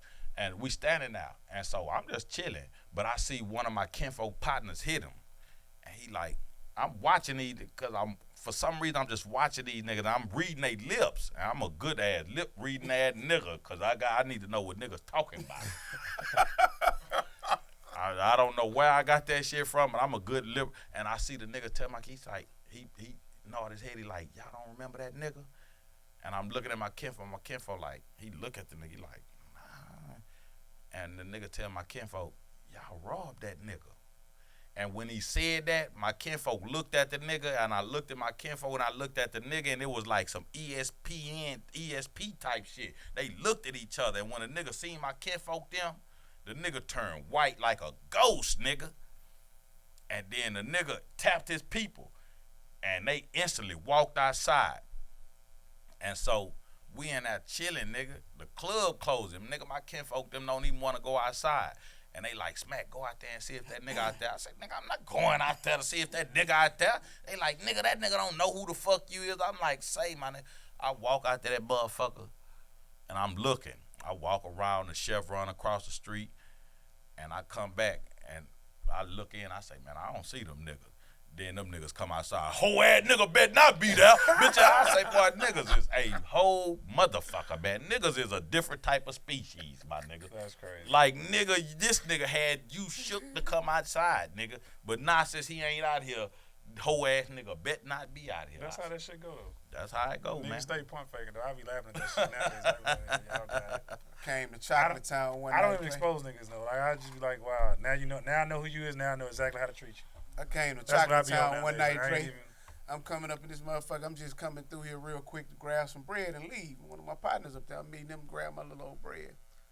This nigga we had whooped, man. This nigga say, that's that nigga there, man. And them niggas was right in front of the Hearts. It's like 10 of them niggas. And that nigga, somehow I got in the middle of these niggas. Them niggas say, man, that's that nigga. I said, man, I don't know you. Boy, that nigga slap shit out of me. Bah! God damn. I can't fight. They gonna all whoop the shit out of me. Boy, I took that slap. I said, man, I don't even know you, homie. That nigga said, you kicked me in my face. You was with them rapper like niggas. I said, man, I don't know them niggas, man. It was one nigga. It was one nigga who was their OG. He was like, man, as you show, he was like, if he said, man, you said there was 10 of them niggas on your ass. How you know them? He was like, he kicked me in my face, and I said, man, I don't know them niggas, man. I said, man, you just want to get that off. You got that off him. I don't know. That nigga say, all them niggas got their RALM tattoos or Fifth Ward on them somewhere. I said, man, I don't got no tattoo. That nigga say, that nigga got a tattoo. We finna fuck you up. Well, I took my clothes off so quick. I said, man, I don't got no tattoo. This nigga buck nigga. That nigga look like he hit that dunk. Cake ass nigga. Boy, I'm telling you, man. Say, you want me to tell you one of I the ain't got no wildest nights? tattoos to this day. You want me to tell you one of the wildest nights I ever seen up there, my nigga? And I done seen many wild nights. And I'm not no nigga that just feels sorry for niggas like that, especially when a nigga get exactly what he asking for. But one night, me and my nigga Spark Plug, because like I say, this was my best friend, nigga. That nigga know, man. Kent was everywhere, nigga. That's, yeah. We going up in that motherfucker, and these niggas walk by us. This is when we had the shirts, the hood shirts that had every street on it. Mm-hmm. And these three niggas walk by us with Third Ward shirts on, red Third Ward shirts with every street on it. And on Chocolate Town? What? That's wild. Say, my nigga, when they going in, we standing like we about to go in, but we chilling, and you know how niggas hang out. But when I see the niggas, I was like, this shit here might not end well at all. Yeah, and so they go in, we go in later. The club crunk. We walk, you know, niggas walking around, and we even walk through the dance floor. These niggas in the middle of the dance floor. These niggas is representing, nigga. They own they shit. They standing on business. Throwing it up here. Yeah. I can see it now. So, But when they go to playing, because this is with master people, where they from, and all Wicked that. Cricket. Wicked Shout out to Cricket, you, R.I.P. shout Cricket. R.I.P. All that shit there. If your hood, what neighborhood got that walled up? Say, man, these niggas go to screaming, Acres home, Fifth Ward, Student Wood, and you just hear, Third Ward. It's like the music started. Say, man, I have never seen some niggas been beat so motherfucking bad. And you know the north side, in that motherfucking nigga, it was every nigga for they self and they hood. Yes, but when them niggas scream that shit out, man, them niggas tore them niggas ass up on that dance floor so goddamn bad they cut the lights on, nigga. And the nigga was so fucked up that a nigga would get up and take a step and fall back down. And I was screaming, oh, that's enough! That's enough, man, let him. I was screaming like a hoe, nigga. Man, let them niggas make it, my nigga. They, you know, hey, man, let them, man, they. That was a hell of a spot, Man, right that was there. a hell of a spot. I'm just thinking that Damn, sound like what all was the it, North nights I've Side, been Chocolate Town. Jamaica, that was- North Side, no, Jam Chocolate- City. Jam City. It was Jam City. No, Palladium. Wasn't it Thunderdome? Yeah, it was Thunder. It was originally Thunderdome. Thunderdome, yeah. It was Thunderdome. Then it went to Jam City. Then it went to Chocolate Chocolate City. Town. No, then it Chocolate went City to Chocolate first. Town. Chocolate City No, first. Chocolate Town. It went to Chocolate Town first. Then it went to North Side. Then it went to Chocolate City. Then it went to Platinum City. Yeah, Platinum City was last though. Yeah, but I thought Platinum City Northside was came last. before the chocolate though. Yeah. That's Oh, that was a hell of a goddamn that's- spot, that's- nigga. that's the original. You ain't never have to really go in that bitch. You can just hang out in the Nah, parking the lot. parking lot. That's where the term you parking lot pimping Yeah, comes you from. hang out in the Niggas parking in lot. Parking lot Street at the pimping. Shell, they niggas everywhere. Yeah, That was parking a big lot ass parking pimping comes from that club. That's where the term parking lot pimping comes from. That club. That's where that term comes I from. don't know. I'm gonna Man, have to parking dis- lot pimping I think it comes came from Carrington's. No, fuck no. I think No, Carrington's fuck went back no. before that motherfucker. No, Carrington's was open before that, but the term parking lot pimping comes from that motherfucking club, my nigga. That's where it come from, my nigga. Niggas was parking lot pimping. Carrington was, nigga, I love K-Rose, nigga. K-Rose is a state. K-Rose is the longest running club in the city. Yeah. In the city, when white, before it was on some disco Hollywood shit. Yeah, but K-Rose is the longest running club in the city. Before niggas even went there, when it was on white folks disco Hollywood shit. Like when white folks went there and it was a powder club where white folks went and snorted powder and disco. You going there then? You like white girls, Lana? Yeah, I know. I've been in the parking lot You know, more times. a I've been in the club I was going to back in the Gap? Carrier's. What's the love one right Carrier's. there off Hillcroft? What, Colorado? Colombian ass club, right before Colorado. Cristal. Crystals in the shopping street. Oh my God! I ain't I ain't never gonna even. been I ain't gonna start. Man, give me one more clip and let's let everybody know how to get in touch with this nigga. Cause we've been doing this shit over 2 hours. Yeah. This is the longest running This goddamn this podcast. really is a part 1, part 2, part 3. I really should charge these cake ass niggas, man. I don't know, but we enjoying ourselves. That's really our homie coming catching up with it. Yeah. Oh Yeah, shit! real shit, Give me real one more clip, then we're gonna let everybody know how they can find you, man. And we're gonna let Lonnie get this nigga questions out. You got another clip I sent you 10 of them. Yo, Jump 6ix9ine, bro. Yo, homie, I'm not gonna lie, bro. I'm a fan, bro. Yo, I'm a fan, bro. I'm a fan, bro. I know, I need to tell me, nigga. I know, I ain't jumping, bro. I'm just saying. Damn, That's crazy. That's crazy. So, quick question. Where was all them snitch nigga protectors of the feds at that he used to be with all the time?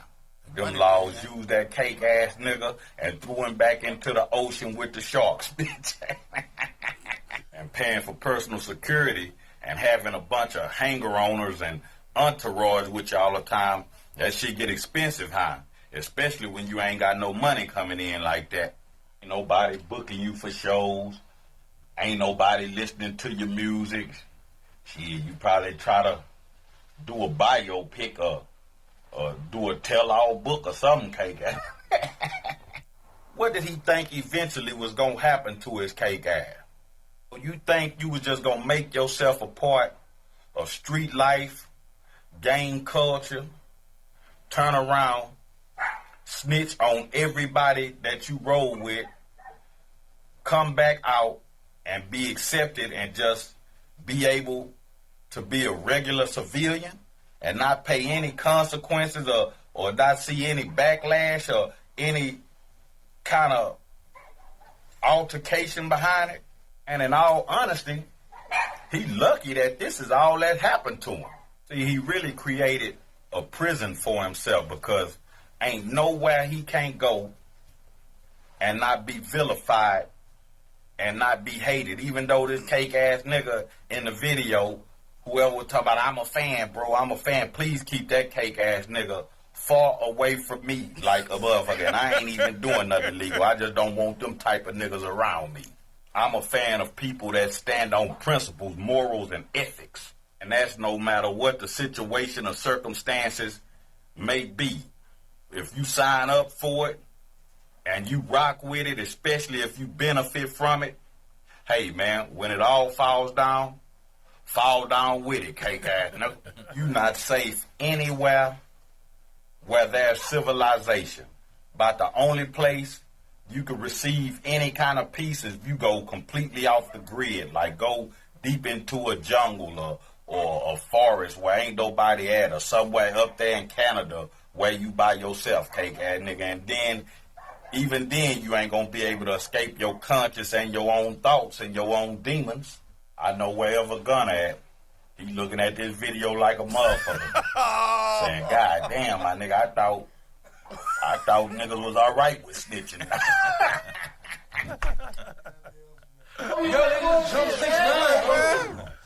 Hey, man, this nigga motherfucker, man. That's funny as fuck. You know what's crazy about that, man, before we wrap this shit up? 8 out of 10 snitch. Matter of fact, like 85% in the feds. Facts. 8 out of 10. Yeah, so that's really the normal. And so you know, to me, it's funny when all these niggas that ain't never did a day in jail have so much to say about some shit. Like, nigga, you ain't been under that gun. I don't know who you is. Absolutely not. You know, I done took cases for 2 niggas, man. So, you know, one of the niggas was my pops, nigga, you know, and they ran up in the spot, nigga, and I took that shit, nigga, and cause they was like, ain't no way all this shit up in here and he don't know. I say, bitch ass nigga, he don't know nothing. I brought it all up in here. Yeah, so that was a state case. The feds ain't trying to hear none of that shit. Yeah, the y'all the feds, come on, the feds ain't trying to hear. That's fine. You take that leadership role in. Yeah. But you still getting booked with the feds though. But then when I got out, the day I got out, he was on the porch reading the newspaper, nigga. As soon as I touched the stairs, the nigga they say you can't live here. I said, God damn, nigga, I swear that shit was me and yours, nigga. Man, they say if they come here and see you, they gonna kick both of us out. I can respect that, Pops. Let me take a shower, change clothes, nigga, and I'm out your house. Straight like that. Yeah. Man, tell them how to find you, man. We'll do this shit all night long. Is this the longest goddamn podcast we done had, Travis? Yeah. I know your ass trying to go home, nigga. Cake ass, nigga. You ain't going nowhere. You man, go on Instagram, type in Smackwater 790, my nigga. That's where you find me. Nigga. It's 2 of them. Yeah, I know. One of them is a backup page. I got to keep one up at all times. Yeah, I'm on my 6 and 7 Instagram pages. My You done got canceled? Hell yeah, they I can't believe you ain't canceled after some of the shit I done seen. Not that I'm trying to get you canceled, but goddamn, you kind of tough. Yeah, it is what it is, man. That's what it is. But yeah, that's now why. That I'm thinking about it, some of the shit we showing might get us canceled. Fuck, we ain't really. Man, I gotta piss bad the motherfucker fucking with these niggas, man. I gotta piss bad. Damn, man. I'm about to piss in one of these cups, nigga. But goddamn, nigga, don't do that. Yeah, don't do that. That's a policy on the yeah. Hey, man, we're gonna let this nigga piss, man. Thank y'all so much for joining the Cole and Dre podcast. Our longest podcast we done had with Smackwater. We appreciate you coming by too. Man, I appreciate we trying to get this movie done with this nigga called Bad Roommate. Looking forward to it. Matter of fact, we're gonna go check out the spot tomorrow. Orbit's supposed to shoot this motherfucker. Orbit did it. So I'm kind of a little worried about that. I'm going on that one, my nigga. You know, shit. I'm going on that one, nigga. Y'all go check out 3,000 Letters. The Bricks 2 finna come. Thank y'all for tuning to the Cole and Dre podcast. I'm Cole. And this is Dre, and we out. Peace. Hey. Hey, man, what time it is, man? Hey. Relentless. Hey. Hey. Hey. Hey. Hey. Hey. Hey, Cole. Boss straight. 2 mother watch them out. No count. All facts like what you talking about. Boy, listen and pay attention to what we talking about. We can show you how to make 100,000 in the drop.